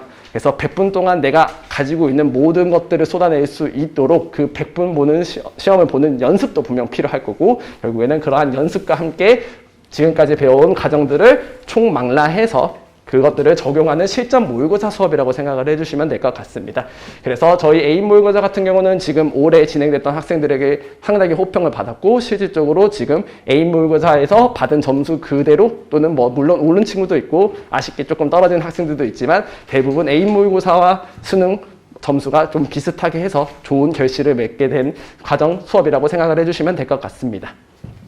그래서 어쨌든 이러한 각 과정별로 사실은 수업을 암만 잘해도 사실 학생들이 그것들을 본인 것으로 만들지 않으면 사실 아무 의미 없다고 생각을 합니다. 그래서 그런 것들을 사고력을 실제로 증진시키기 위해서는 배운 것들, 자기 본인 스스로 적용도 할 수 있어야 되고 그리고 어느 정도의 문제들을 풀어나가면서 계산력도 기르기 위해서는 우리는 어떻게 해야 되느냐. 그래서 저희에 대한 관리 시스템 중에서 한 가지인 A&B 레벨업 클래스에 대해서 설명을 하려고 합니다.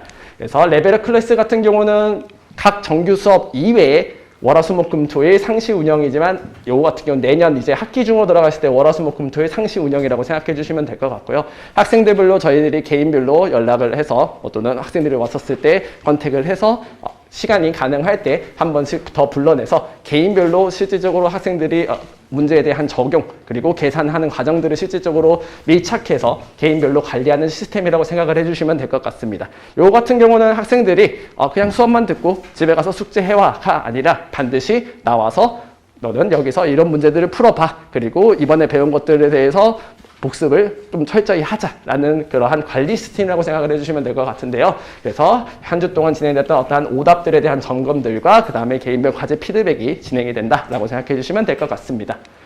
그래서 저희 수업에 대한 목표와 특징에 대해서 설명을 드리자면은 지금 어쨌든 고3 1년 동안 사실 이제 수학 점수들은 다른 과목에 비해서 사실 한 것만큼 점수들이 크게 빠르게 성장하지는 않습니다. 결국에는 1년 동안 최대한 높은 점수를 올리기 위해서는 어느 정도 효율 있게 그래서 뭐 이러한 제가 얘기를 했던 두 가지의 꼭지를 빨리 키울 수 있는 그런 효율 있는 수업이 분명 필요할 거고 그 다음에 학생이 먼저 포기하지 않으면 저희도 포기하지 않습니다. 그런 것들에 대한 관리를 위해서 저희 A&B 레벨업 클래스가 무료로 그래서 저희 정규 수업을 듣는 친구들은 무료로 그냥 일주일에 한 번 꼭 반드시 불러내서 관리 시스템이 진행이 된다라고 생각해 주시면 될 것 같고요. 마지막으로는 결국에 이런 4점짜리 문제를 맞추기 위한 어떤 논리적 사고력을 증진시킬 수 있는 수업이 진행될 수 있도록 최선을 다하도록 하겠습니다. 그래서 일단 저희 방학 수업에 대해서는 이제 한번 말씀을 드리자면은 겨울방학 때는 일단 미적분 수업이 열리게 되고요. 미적분 수업 같은 경우는 주 2회, 월요일은 6시부터 10시, 토요일은 오후 1시부터 5시에 진행이 되고 요 미적분 수업은 그대로 아까 제가 말씀드렸듯이 신과 함께 학기 중으로 넘어가게 되면 주 1회 수업으로 변경이 되는 것 점 미리 먼저 말씀을 드리도록 하겠습니다. 이렇게 해서 저희 A&B 수학연구소에 대한 수학 전체적인 커리큘럼과 저희 수업에 대한 안내 드리면서 설명회를 마치도록 하겠습니다. 감사합니다.